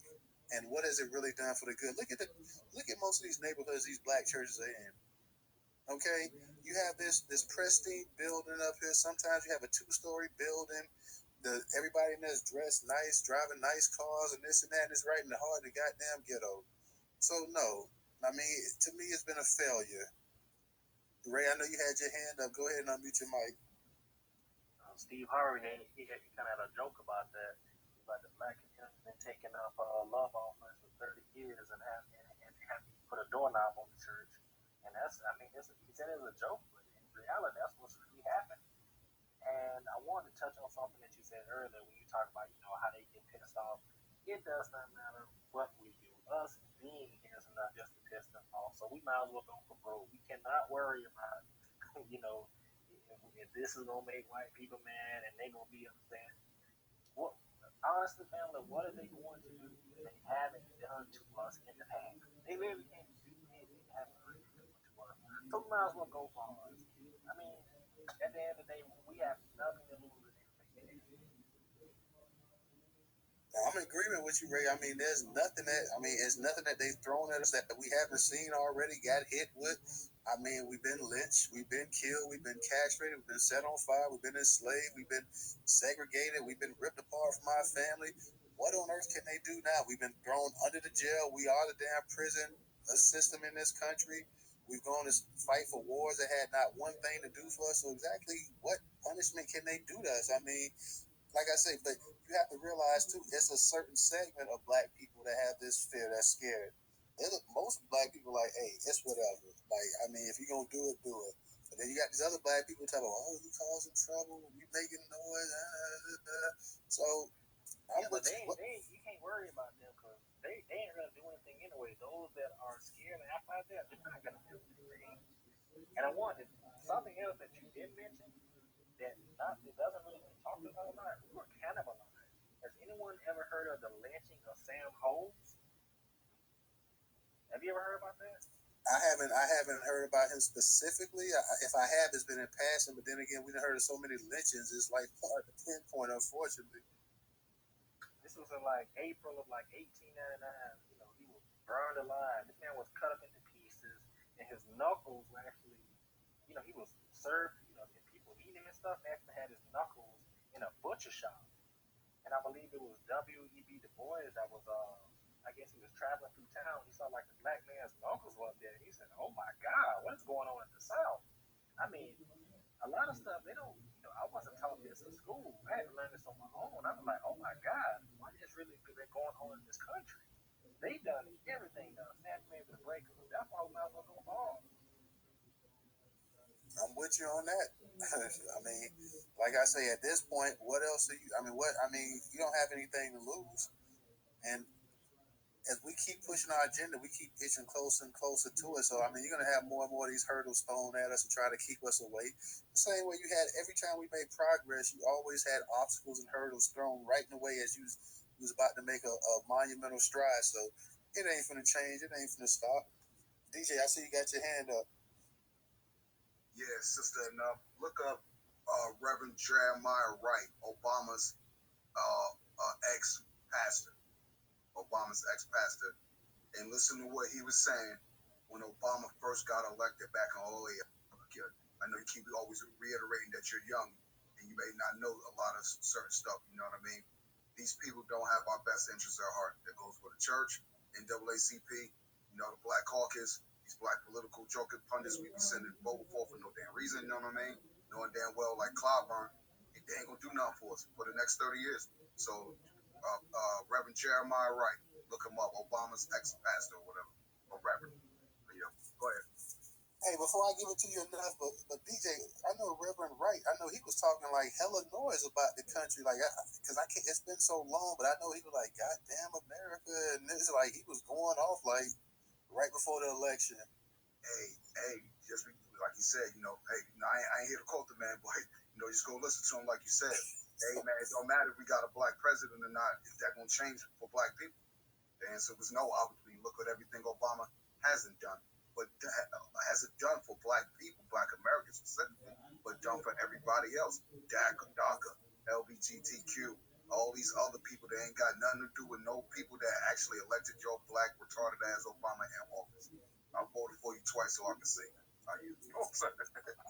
Yeah, I know Obama had to kind of steer clear, like when your boy came out with that little video, they showed that on TV right around that election. Like Obama had to stay clear, Jeremiah Wright, boy, he had to distance himself from this like major. He was like, hey, I don't have anything to do with this fella here. Like he's something. I went to his church a couple times, and that was it. Like Obama did a 360 on Jeremiah White, boy, he didn't have nothing to do with him no more. He like, hey, I went to his church and we done. Right, but look, that's all he had to say. So as many, if you went to the church at least 5 times, you didn't hear him say that at least once. Like, come on, man, you're a hypocrite, Obama. And when you do the math on Obama, He wasn't even living in Chicago when he was the senator and councilman going through Chicago. He was traveling 2 or 3 hours away from Chicago. Look it up. That joker don't care about us. You know what I mean? So whatever Jeremiah Wright said, I'm rolling with it. You know what I'm saying? No doubt, no doubt. I'm gonna let Shantae and then Enough get up here because I know Shantae, you were kind of quick, you kind of brief before, so I know you may want to speak again. So Shantae, go ahead, unmute your mic. Okay, the young lady that actually said something when it came down to the church, no. I think that they've been sold us out, and Newstoter, you actually told the truth. Like, yeah, they've been sold us out. And 30 years of you being in office and not doing nothing for your people is real disrespectful. And then even my family still go to church. Hold on, I gotta calm down, y'all. I got a lot to say, so I'm gonna try to hurry up like in 30 seconds. No. Our family sat up there and listened to everything that everybody else was saying. When our generations came, we wasn't really believing all of the fake shit no more. So a lot of us don't even go to church anymore. Maybe some of my family in the South, they still do. I don't know why. I think they sold us out a lot. We probably need to get back into the church to stop the shit. Sharpton and everybody else, that's what they use us for. A whole bunch of people, Obama, just like y'all said, because they knew that was our strength. So they used us for our strength. Broke us down. But the children, like my age and younger, we been stopped going to church. They always attack the older ones. Ray, I think your name is, hold on, let me look. Ray Smith. I respect everything that you said, because you also told the truth. You need more people like you also. You ain't never lied about nothing. But you said that I've been on here for like about 15 minutes. So the young lady that had that question, saying like, yo, my grandfather came up here and he did all that. Yeah. I work with older people. And older people put what's his name? Al Sharpton on, I think he got his own radio station in New Jersey or New York somewhere. And he just put on a damn gospel music all day and he busting every once in a while and he say something. They fucking love Al Sharpton. Even if they blind, they can't walk, they will put on Al Sharpton. I have no idea why. Don't ask me. I'm quite sure some of you, whatever. I can answer. Sure. Hi guys, this is Arenza. I want to take my hat off to everybody that's on the call tonight, and I'm gonna say something, a little bit of a history. Al Sharpton got into it with Roy Ennis back in the day because. Would you mind to turn that mute? Yeah, mute your mic. I mean, your sound in the background, or is it? Okay, is that better? Yeah, much better, bro. Go ahead. What's up, man? Yeah. Back in the day, Arisa, before you say something, DJ, I'm gonna step away from the mic for 1 second. Hold it down, okay? The business, bro. Okay. Back in the day, Al Sharpton got into it with Roy Ennis, former chairman of the Congress of Racial Equality in New York City. And right after the confrontation, the white supremacists realized that they had a person that they could use as a pawn. Ennis didn't tell on Al Sharpton because the people that were associated with white supremacy, he didn't want to drop names. And I saw that conflict very carefully, and that's really where Al Sharpton got his boost from, because both Ennis and Sharpton knew the same people, and in order for Al Sharpton to get recognition from white supremacists, to be the lapdog, they needed to attack somebody who was a prominent figure in the black community. And Ennis was, during that particular time, that moment in time, he didn't back down from anybody. In case you guys didn't notice, he was fighting people on national television left and right. You know, Phil Donahue, Geraldo Rivera, he was there. And so what white supremacists did was they created a black on black situation so that they could have somebody in their corner that would appear to be a champion to black people as well as a champion to them. The problem is that Al Sharpton couldn't live up to their expectations. And now that we know the truth about Al Sharpton, he's losing his credibility with the white community. And his old crazy ass was up in Selma, Alabama. I was down there. Looked like he was 1 foot in the grave. And they were riding on that principle. And it backfired because all of the young folks began to realize that Al Sharpton was a traitor because they never did anything that significantly made a difference in the black community. But what I'm trying to show you guys is that in this particular case, we're going to have to reinvent the wheel. We're going to have to reinvent the wheel in a way that it shows honor and respect to those who fought during the Civil Rights Movement. And at the same time, we have to honor the foundational Black Americans that suffered at the hands of whites in the killing fields, not just in the South, but in the North too. And I think I have an idea on how I'm going to present something to the table. But for the most part, I think all of us are going to have to be creative in each and every element that makes us strong. Whatever it is that you're strong in, you're going to have to make that compatible to the movement that empowers blacks, as well as to force the government to recognize that we have economic value that has not been given to us. This isn't the first time that they lied to us. 40 acres and a mule, promise of funding, reneging on financial assistance while everybody else was heading out west during the days of the pioneers. They've always been lying to us. We've always been allowed to do observation, 3/5 votes. I can go on and on. But what I'm trying to show you guys is that now we have a great opportunity in the midst of all of these problems, and that is we have to reinvent the wheel. We're going to have to create something that works for the past and the present in order to demonstrate what we can be in the future. As a group, we've always been the ones that turn lemons into lemonade, so we need to move on that and see where it takes us. Back to net control. Wait, Lorenzo, you cut me off. I was trying to ask you a question. Yes, ma'am. Hold on 1 second, Shantae. Let Brother Moses come on up, and then you go next. But if you want to speak, y'all welcome to come on up. This is a free, a safe space for all our black folks. So just come on up and say what you want to say. It's about reparations.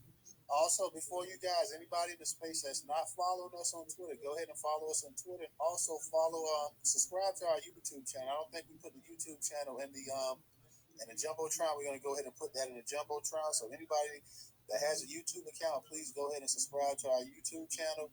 And also support us on Cash App. That's $Newstoter. If you got $1 that you'd like to contribute to the new black media and the largest black curation news aggregator site in Black America, go ahead and contribute $1 to us on Newstoter. It'll be greatly appreciated. Moses, go ahead and unmute your mic. Newstoter, thank you for the space. Everyone, thanks for being here. Arenza, you nailed it. The question was asked, why do people like Al Sharpton? And you answered the question eloquently. People don't really like Al Sharpton, especially for young black Americans. There's more young black Americans out there. And young black Americans don't like Al Sharpton. He's an old fossil relic. No one's paying attention to him. He's shucking and jiving. He's not getting no views. Young black Americans, they're up to his foolery. He's not a popular voice in young black America, which is the mainstream, which is the black grassroots. Yes, there's a lot of 40 to 50, 60-year-olds that are down and doing the work. However, young black Americans are the big margin, and we don't mess with Al Sharpton. He's not popular. He's nothing. We're up to his foolery. The sister, she always says really cool stuff, and she's always on point. But to even state that, why do people like Al Sharpton? People don't like it. Black Americans don't like Al Sharpton, especially for young black Americans. We're hip, we're on code, and we know what's going on. He's a fossil relic, butter biscuit dancing, Sambo, cool agent, and we're up to his foolery trick and we don't mess with Al Sharpton. We're too intelligent. We're business first. We're business forward. We're collecting data. We have information. Um, we're just too aware, too advanced to like Al Sharpton as a galvanized foundational Black American Black grassroots group. We're just too aware, too intelligent to like Al Sharpton. No doubt, Moses. Al Sharpton spends most of his time on MSNBC up here, anyways, pushing this BS liberal agenda and all this other garbage too. So Al Sharpton had his time back in the late 1980s, early 90s, and whatnot. But like Moses is saying, I mean, we're beyond that. We're beyond the whole. We're beyond that whole reverend preacher, protesting and all that other kind of stuff like that. We've moved on from it. Al Sharpton and Jesse Jackson were want to be Martin Luther Kings, and they didn't measure up to that level. So yeah, we're beyond that type of stuff right there. We Shantae, I know I know you were cut off. Do you want to go ahead and add something before? Because we got a new speaker. I wanted to let I believe it's Malika get a chance to speak. So did you want to add something real quick? No, I sit back and listen to everybody else. Okay, I believe it, and I maybe mispronouncing your name. Is it Malika? It's Malika. Okay, thank you, Malika. Go ahead and chime in. Okay, thank you for doing this tonight. My name is Malika. I live in Evanston. I co-sign everything that Rose explained to you all this evening.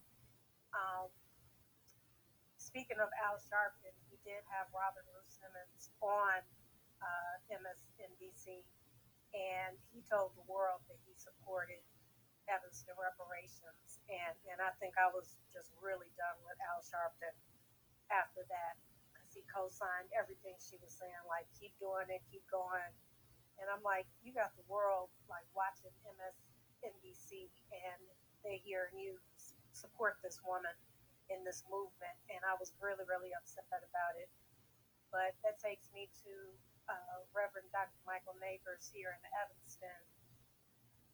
A lot of people here in Evanston, they're afraid to speak out.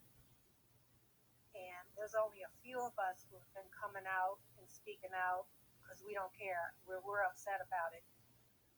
So they just see us as, we've been described as crabs in a barrel, just trying to tear the program down. And so they're just looking at us like we're haters. So what I'm suggesting is, for some reason, when outsiders come, then all of a sudden it becomes valid. So when Arthur came to the screening here, I was hearing from people who attended the Big Payback screening, and he drove from Chicago to Evanston for the screening, and he got up and he spoke. People started waking up and listening, because for some reason, people here in Evanston, when we speak out, they know us. They've known us for years, since we were kids. It's like they're not listening to us. So it would be great if everybody on here and spread the word. If you could write to the Evanston City Council or come to the next public comment, not come, you all can't come because you all are out of state, but if you can Zoom in for the next city council, or just call in, write in, and just let them know how you feel about the Evanston reparations. Because Robin Ruth Simmons and Cam Howard and Ron Daniels, they're all trying to get their seat on the federal commission, trying to make that happen, and we can't let that happen. And they're having, that PR train is moving so fast. I mean, it left the station before they even passed the legislation here in Evanston for Evanston reparations. So it's like a monster, it's like a beast, and it's drowning out our voices here. So it would be amazing if others from outside of Evanston would lend their voice in how they feel about Evanston Reparations, and we got to keep them from having any influence on the federal program because they're working fast and moving fast. Thank you. Thank you, sister. I appreciate that. And it was great to get another perspective because we already had one from Evanston. So it was great to get another perspective of somebody that lives up there to actually speak out and say what's going on. So it was definitely great to get your perspective. I see that you're not following Newstoter, so you definitely want to go ahead and follow Newstoter.com because we are the largest curator of Black news a day in America. And you covered perfectly about Al Sharpton, what Moses just said. Like, I mean, he's on MSNBC, and this is why having the new Black media, having a mega Black outlet like Newstoter is important. Like, because listen here, Newstoter curates news from many Black-owned newspapers and Black-owned sites. And let me tell you something. We may tweet something out on Twitter, but I'll be the first to call it out. Like everything that we tweet, we don't agree with. We got liberal newspapers, we got conservative newspapers, we got liberal bloggers, we got conservative. Listen, I don't step and fetch for anybody because BS is BS. I might tweet it out to my followers so they can create a discussion behind it, but I don't sit up there and applaud all this stuff here. And just because it's on the platform, just like everything is on this Twitter platform that you see, you don't agree with. So just because it's on our platform don't mean we agree with it and we support it, but we will put it out there for the general public to critique it, to talk about it, to create a discussion behind it. But it is important that you support the new Black media. You got Al Sharpton on MSNBC sitting up here co-signing this nonsense here. This is why we had a Twitter space like this tonight about this subject here, about the Evanston reparation. I'm in Florida, and we talking about what's happening in Evanston. You feel me? We talked about the Buffalo mass shooting. We talked about in one of my earlier Twitter spaces. Me and DJ, we covered about the water crisis in Jackson, Mississippi, a city that's 80% Black, where you got people having to walk and you having people having to travel 30 minutes away to get clean drinking water.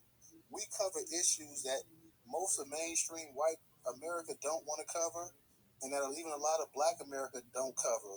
So to sit here and just go ahead and support these people, support the MSNBCs and the Al Sharptons. Listen, there's quite a few people in this space right now that's not following Newstoter. By the end of this space, all you guys, if you want to stay up to date on breaking Black news, if you want to stay up to date on national Black news, if you want to stay up to date, if you want to be subscribed to one of the best, because Newstoter is one of the best, you need to go ahead and follow us on Twitter. Our followers, and Moses will tell you, Moses himself goes into Tariq Nasheed's spaces. He goes to the Black Authority, Ray, all the rest of them. They go up there and they understand. They applaud these brothers for their diligence in covering Black topics. But they also can appreciate a smaller media outlet like Newstoter because they know we're gonna give it to you raw. Ray been in here since day one. This brother's been in here since day one. Got his cousin, Judge Joe Brown, to do shows here on Newstoter. So we bringing it. And like I said, if you're not following us, you need to go ahead and follow us right now, pronto, because we are the largest. I'll say it again, the largest curator of Black news today in Black America. The number one Black-owned platform. Newstoter, I like to piggyback on what you just first of all, what Newstoter is doing is amazing. I know full well. You know, I sometimes I'm in the office. I'm supposed to be working, but I'm on Newstoter's feed, just scrolling through it, and I'm constantly retweeting or I'm scrolling through, and Newstoter, what he just said is very fascinating. Um, the major new Black media sources, they appreciate what Newstoter is doing, and they actually want Newstoter to become huge because, look, art imitates art, and as the Black media is advancing, because we've surpassed the growing stage, the new Black media is advancing at an accelerated pace because people like Newstoter, the largest curate journalistic platform right now.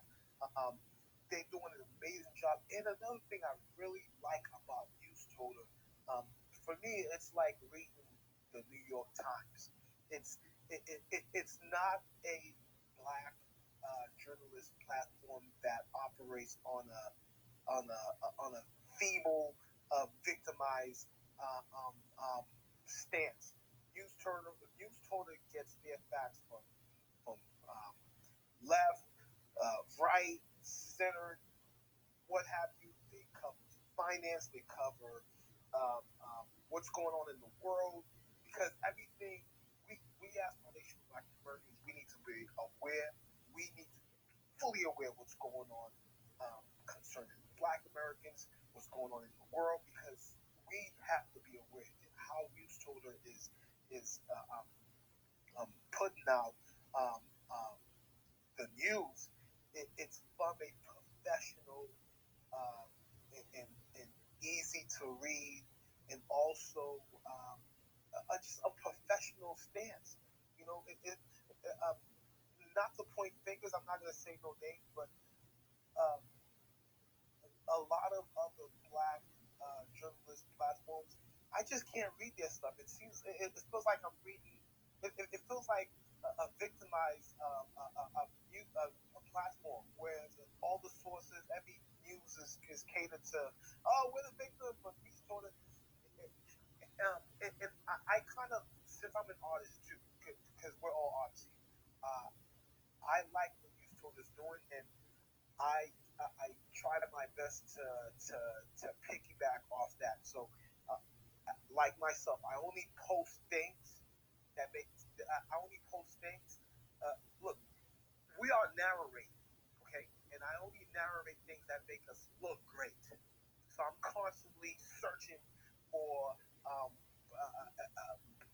news that makes us look great, and I post it. Or if I'm on Newstoter, I'm searching through the feed. Okay, I like this from Newstoter. I'm going to retweet it because it makes us look great. Um, and Newstoter, I take my hat off to you, man. You're doing a fantastic job. I know it's not just for you; it's a team. But you're the, um, you're the sailor. You're the captain. You're moving this ship, and it's going in the right direction, and keep doing great things. And um, I'm glad you did the YouTube. I subscribe to that.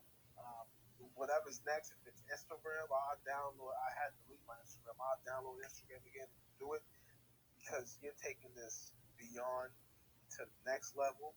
And whatever platform that you are expanding use total on, we will subscribe to it, just to broaden out the message and get it out there, and just make you become mainstream, because you're accelerating in the right path, and in a perfect speed, in your own lane. That's the best thing. Newstoter is in Newstoter's lane, and Newstoter is doing a fantastic job representing what journalism should look like, coming from a foundational Black American stance. I land. Sorry I said too much, but I have to say thank you.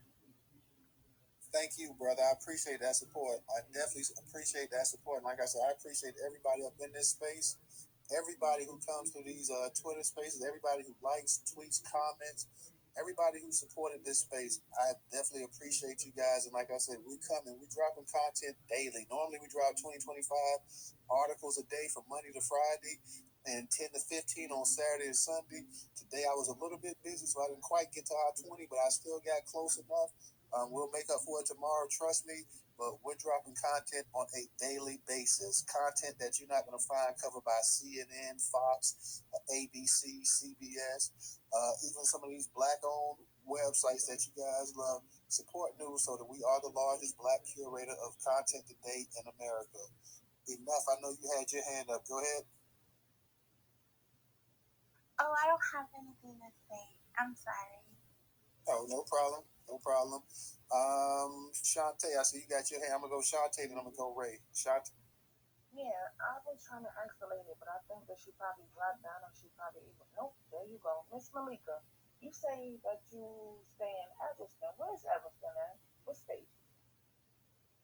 And not only Illinois. that's Illinois, that's Chicago. Illinois.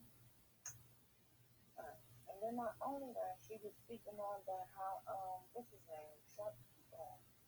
Al Sharpton came on MSDNC and said something against the reparations. What was actually that he said? The only thing that I can say at this point is I'm not doing my part, and I actually got to hook up with DJ. And within that, I'm gonna have to like do that within like the next week, maybe two. I'm DJ. I might lose my job, but I'll find another fucking job. It's okay. You can come work for me. Let's go. I ain't coming to work for you. I got my own little I got my own little side jobs that I can go, hustle and bustle. I can do what I gotta do. You know what I'm saying? My bad. I don't want no sauce. I know you do you. It ain't no sauce. It ain't no sauce at all. Man, I like what she just said. This is amazing. She just said, it is with all due respect, I don't want to work for you. I got my side job. That lets you know, foundational Black Americans. Don't listen to the statistics. Foundational Black Americans, we got this. And I the thing about it is, shit, I've been working. Man, I got 22 years in my pension. That's what I'm talking about. I gotta weigh out my options a little bit because I don't want my pension to go. That's for my family that I work for. But within that, yeah. What the heck was Sharp? What's his name? Al Sharpton was talking about on MSDNC that he didn't want to help y'all. He was talking about that he supported this bull crap, this Evanston Reparations, she was saying, which is basically a total scam and a total farce. And that's why he represented. Look, he never came out and said he represents reparations in California. He never said that. He never said anything about reparations for his own people. Period. But when it comes to Evanston, look, I was in a space with Erie last night, and there was a few shows that was in the space. I was with you. Yep. And a lot of people get frustrated because the shill was behaving like a shill. I said, no, this is good. We should not be upset. This is a great moment. It's a learning experience. That's something else I wanted to say. Also, it's a learning experience. We have to. When we see the shills being shills, we just have to let them be shills and learn from it, and not get frustrated, not get emotional about it. Just Moses, can I say something real quick? Talk to me. Hey, y'all wait 1 second because I see Ray got his hand up, and I know normally. I'm sorry, Ray, I didn't see it. He normally leaves early, so let's let Ray get in here real quick because he may be getting ready to leave the chat on him. Ray, go ahead. Yeah, I'm sorry. I come in and try to show my support, but most days my day starts at 2:30 in the morning. So, I get like 4 or 5 hours of sleep. I want to make sure, like I said, I always show some love, come in here, show some respect to news. But I want to add this too. A lot of people don't know this, but Al Sharpton at one point was working with the FBI. I want to say he was confidential informant number 7. He was trying to take down Don King. He was trying to take down. Yes, you are correct. He's done a lot of dirt. That's not exactly the person I think that, I want representing the Black community. Because really the only thing he's known is just for like ambulance chasing. Anytime some racism pops up, he's right there. I want to say, because I'm from Georgia, there was a kid, he got killed and his body got wrapped up in a gym mat. I want to say he came down there for that. Anytime he can get some, I can't say that word, publicity, he's going to be there for it. He's an ambulance chaser. Yes. He's not really there for the people. He's there for himself to make money off of people. Yeah, you ain't lying. I mean, that was his claim to fame there, so that's how he came up. Enough. I see you got your hand up. So that was the thing. That was the man that I was talking about, the one that's always on TV. And then it'd be like this lawyer too. Like the people don't even get time to like breathe and really talk about stuff between each other. They be already on the news. The person died one day and they already on the news. And I'm like, oh my God, like can you let these people breathe for just 1 second? And are you talking about Benjamin Crawford? Yeah, he always there too. Him and the pastor with the one glove, with like Michael Jackson, with no hair on the top. Him, they always there. And I'll be like, why the hell is these people don't even get time to breathe, and they're already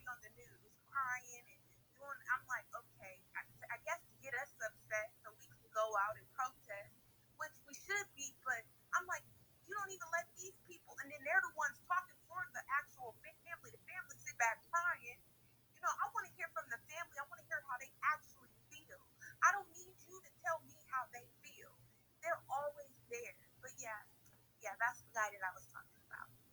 Hey guys, is it me or Benjamin Crump is trying to clean up his coonery image with some pro-black tone to his persona? Is it me or he's trying to? Look, man, they know, they listen, they're hip to us. They are hip to us, and Benjamin Crump is looking real funny. So I've been seeing. I don't know if his publicist and his PR people have told him that you got to go a little pro black.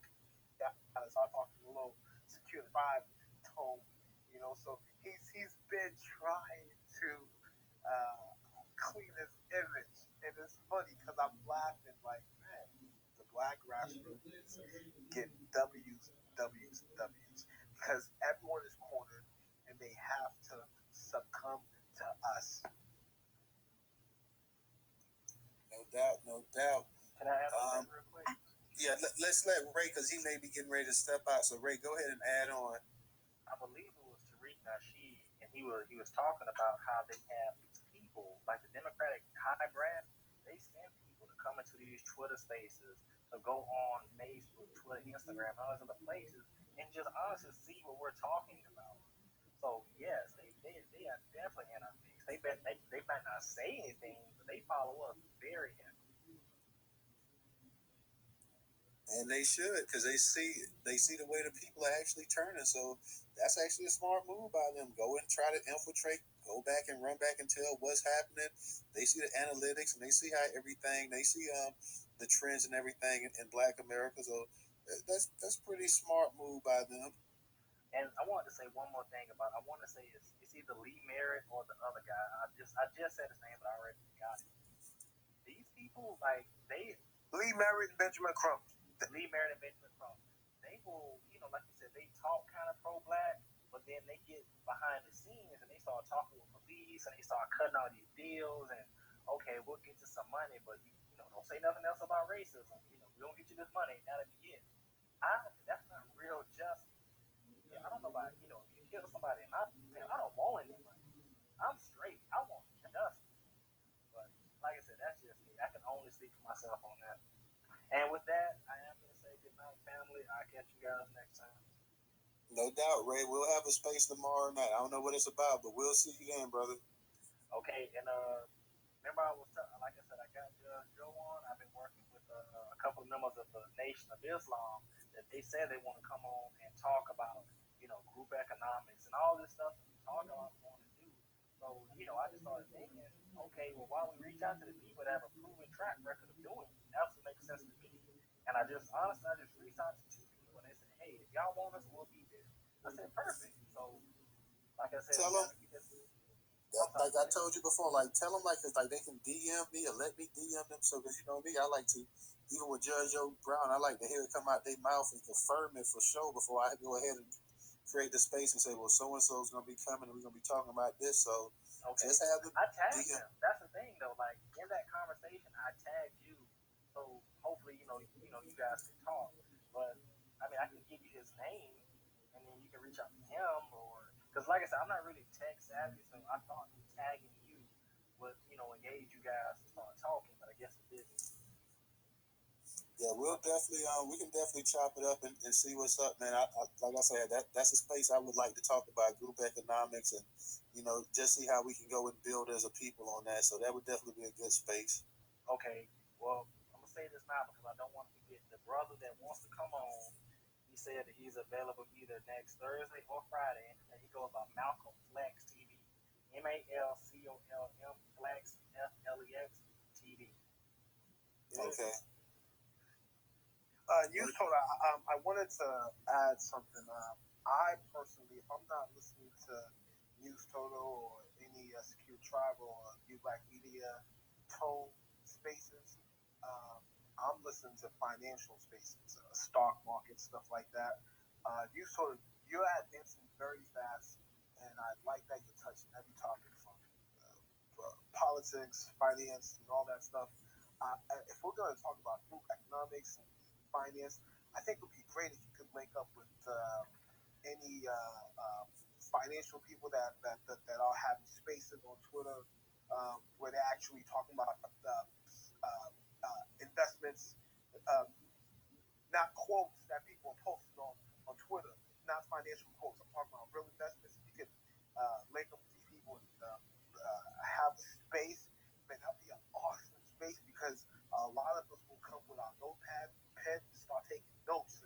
I mean, we're not looking for, look, Black Americans, we are so advanced. We're not looking for talk. We're looking for results because we are getting results. We are the results. And we are. Hey, Brother Moses, talk to me. I was just going to say this. Like I said, he's just one man. This is a group effort. Before I do anything, though, I always reach out to him and I ask him, like, hey, is it okay if I do this? Because I don't want to, jump over his space. So if you know some people, you can reach out to them and, you can see if I get something set up. Enough said, I will do that. Talk is cheap. I will do that. Go ahead and do that, Moses, and then just DM me if you get something. And you know the people solid. I trust you that you'll find some solid individuals. Go ahead and DM me, and let's see if we can coordinate them and possibly the nation all together, and on one Twitter space and see how that could work out. I think that could be a really nice space there, man. So go ahead and DM them, find out what they're talking about, and then DM me back. And like I said, let's go ahead. One thing about me, I like to go ahead. Me and DJ, we like to go ahead and make it work. So we could definitely do that. All right. Good night, fam. I'll talk to y'all later. All right, Ray. Appreciate it. Good night. Later, Good Ray. night. Also, anybody that's in the space, like I said, if you'd like to contribute to Newstoter on Cash App, it is $Newstoter. It is $Newstoter. We're gonna go ahead and get a few more hands up. We got I see Arinza had his hand up, and we're gonna go enough. She had her hand up. I don't know if she still wants to speak, and then we're gonna go back to Evanston. So Arinza, did you want to go ahead and say something? Yeah, I'm gonna make just a quick comment. Two things. We discovered something that wasn't available before in the past, and that is a pattern. We don't know the faces or the names, but we know the process. What they do is they have a handful of people that are Black that they can go to, and they have a directory, a listing of all these people, and they use these people to try to infiltrate what's going on in the Black communities. During the time when 9/11 was going on, they were going into focus groups. Whatever their access to us is, they exploit it. The problem is, for them anyway, is that we're hip to it to the point where we can actually identify who these people are and warn ourselves. Exactly. Yeah, and they are terrified. See, technology is a funny thing. They use it to try to stop us, but it has now been used to reveal who they are. So now we have an edge on them. And unlike other news outlets that have been controlled and being told what to publish, what not to, they can't control Newstoter. So I've been spreading the word here in the area that I'm working in. People ask me, well, what makes Newstoter different from everybody else? I says, number one, be one, Black first. Number two, we provide people with real material that they can use instead of them being controlled like the rest of the media. Because the government and all the people involved don't want us to have the type of control of information, and they won't control Newstoter. So we got them in a corner. The second thing is, having a lot of financial related information is going to be great. Similar to how you have a financial segment in the newspaper. If Newstoter can have a column that's based on some financial reports from around the world, everybody can tune into that, test it, and see if it's worth looking into. I'm behind Newstoter 150%. Man, I like what you just said. That's money. Yeah, it's money. I got it. Yeah, I support it all the way. I'm passing out flyers now. The membership is probably going to go through the roof by the end of this month. End of next month, because people are tuning in to Newstoter. I print stuff out and take it to them and say, hey, check this one out. And the membership base is going to climb. You'll know why. So I'm just letting you guys know I'm behind you 150%. And the word is getting out. And don't stop. Just go at her. attacking your house right now. Just go at them because they don't care about us. They tried to kill us. I don't have to tell you about all the different things that they've tried to do, from blowing up churches in Birmingham to running tests on the Tuskegee experiment with syphilis, or whatever the case may be. They need us to be lab rats. And now they're turning into the lab rats because we can identify the tools that they use to try to keep white supremacy in place. And white supremacy is in a coma right now. And they're scrambling like hell. And they're going to keep running until we catch them way before 2040. Back to your net control. Ariza, it's very good you said that because we are, I'm going to keep saying, we are advancing. And we are no longer and should no longer ever be talking from a defeatist standpoint or a victimized standpoint. Or, you hear some people say, well, if we do get reparations, the white people, they ain't going to pass it. Those days are done, man. Those days are done because we are business first. We are business forward. We are foundational Black American business first. We are thinking, what's in it if I vote? It's a business transaction. So we are no longer coming from a emotional point or we shall overcome or socio. Forget all that stuff, man. Policies, proof in the pudding. That's what we're on right now.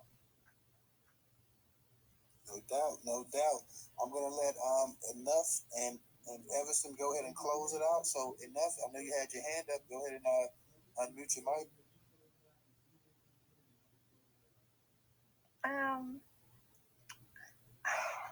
I'm sorry, I forgot. Sorry. That's cool. I know we had quite a few people speaking for you, so that's cool. Evanston, I'm gonna go ahead and let you close it out, and DJ's gonna get it, then I'm gonna close it out. Thank you, and I appreciate you for having this space and getting the story out even a little bit further about Evanston. I just wanted to say it's not much I want to say, but I would really like to hear a Nation of Islam space. I came into one that they were in maybe about a week ago, and they were insulted by the way they were being treated, and so they just walked out of the space. But I would like to know why they have not come forward in our support fully. And I do know that they have a reparations section inside the Nation of Islam run by, I can't think of her name, but and they are centered here in Chicago. So and one young lady was asking where Evanston is located, and Evanston is located at the northern tip of Chicago, and I live maybe about 4 miles from the borderline. The borderline is Howard Street, and on one side is Chicago, and on the northern side is Evanston, and so that's where we're located. Most of us that live here are pretty well in tune with what goes on in Chicago because essentially, as Chicago goes, Evanston kind of goes that way too. So, but I wanted to say one thing. This program, they're trying to spread this type of program into Chicago, but Chicago's way too swift and way too far ahead for this. And plus, there are many folks across the nation that are keeping their eye on the people that are trying to spread this across the nation. We won't let it go into Chicago. I can assure you of that. So, I rest my plane and I thank you guys for having this room. I really do. And I will listen to you. I do listen to you. Thank you. Thank you. Newstoter, I just want to say that the city of Boston also has a reparation task force, and it's organized by the King organizational event. And I'm very happy to say that they already made it that it should be financial reparations, meaning cash reparations, and now we have to ensure that it's lineage based. I did post on my timeline, and I'll share with you so you can also report on it. The meeting is July 30th, in person, in virtual. We need everyone to do what they did in California, made it Foundation of Black American Lineage Base, and that was a group effort. That was a Foundation of Black American Black grassroots group effort that made that happen. I will share it, and hopefully, we. Well, as long as you folks do not let NARC and NCOBRA and IBW 21 get near your mess out there, okay? So that's that. That's the warning. If they're anywhere near you or anywhere involved in your group, then you should be worried. Okay.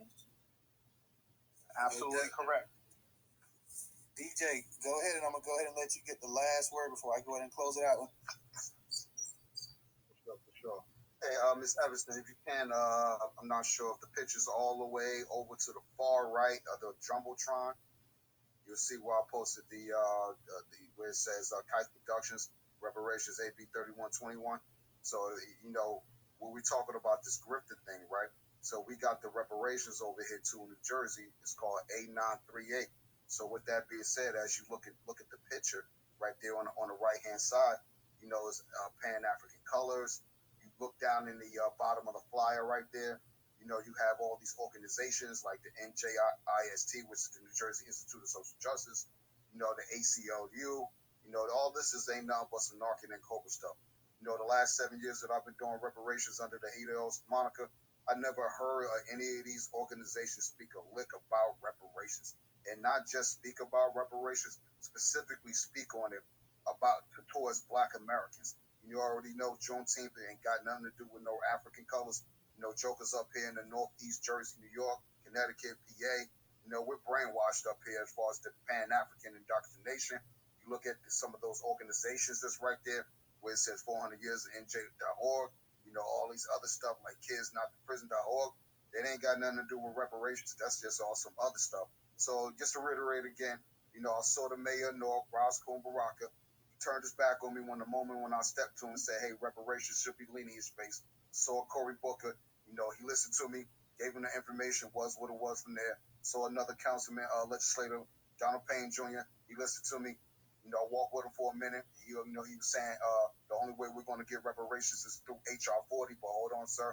HR 40 is it's a bill to study reparations. It ain't got nothing to do with no cash payments. Ain't got nothing to do with no Black American protection. It ain't got nothing to do with having our own shit. So at the end of the day, none of these people, as you keep inquiring enough, ain't nobody got our best interest at heart. Our best interests at heart. Not the church, not these people we keep electing into office like Comborough, not none of these Black caucuses. You seen Maxine Waters, she out in California. She told homeless people to go home. How you gonna tell some homeless people asking you for housing vouchers to go home? And she had the nerve to laugh about it on tape. This shit ain't funny out here. We struggling, man. Our people don't get it out here. We would rather be under that white ISIS quota mentality versus advocating for our reparations. Well, I would suggest that you follow the Freedmen of New York. They're very strong in this lineage-based thing, and this is becoming a movement of freedmen from California all the way into New York and across the country. So, but I know there's been a lot of Pan-Africanism out there in the East Coast and stuff. So, just any, the red, black, and green is now significant for Pan-Africanism. I think we need to be moving to what is it, the freedom flag, whatever, with the sword in the center.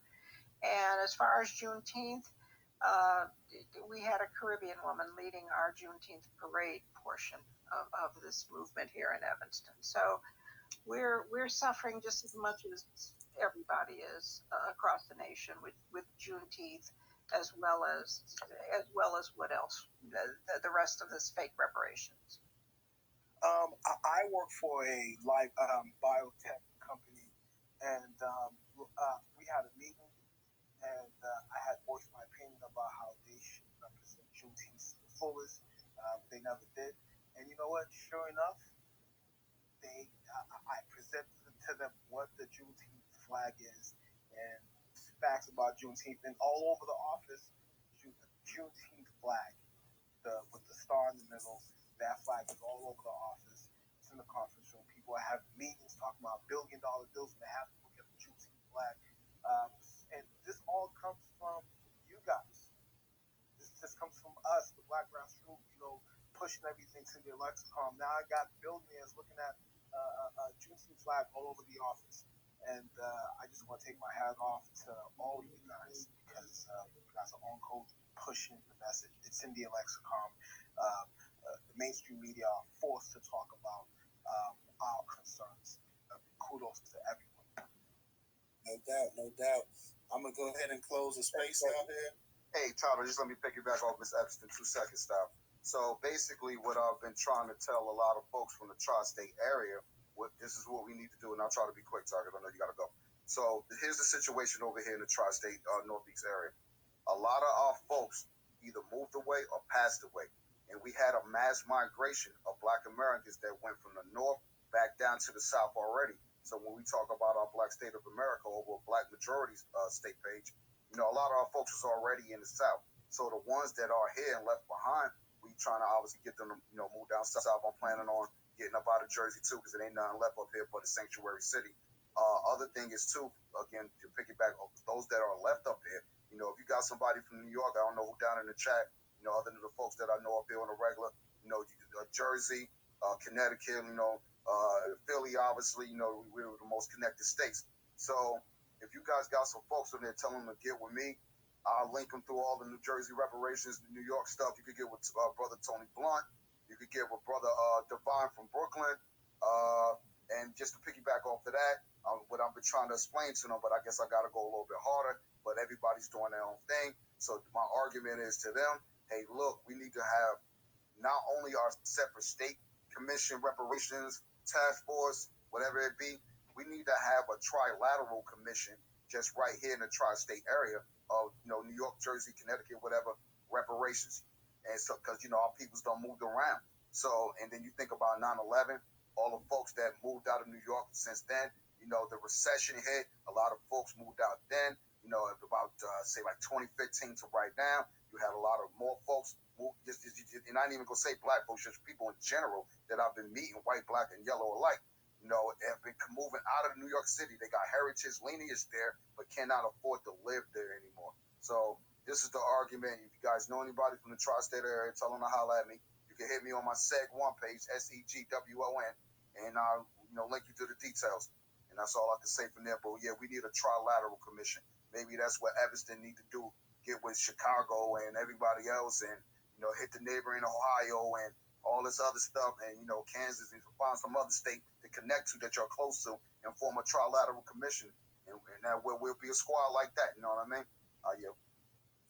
Okay. Absolutely, and we're doing that. Evanston is in coordination with the California Task Force, and in coordination with certain people in Philly, and in coordination with some of the people in New York. And yes, I knew all those names, Tony Blunt and Divine, and I don't know them, but I know who they are, and they're highly respected. But yes, we're trying, I know the Freedmen organization is trying to Miss start. Evanston, not to cut you off now, but I was just about to close the space out. That's fine. Go ahead. Oh, yeah. Thank you. No problem. I just want to thank everybody for coming out and supporting the space again, and supporting the content as always. We'll have another Twitter space tomorrow, probably around the same time, maybe around instead of 9:30, maybe around 9 o'clock. We'll see. But I want to thank all you guys for coming out, supporting the space. Make sure everybody that's in the space is following Newstoter.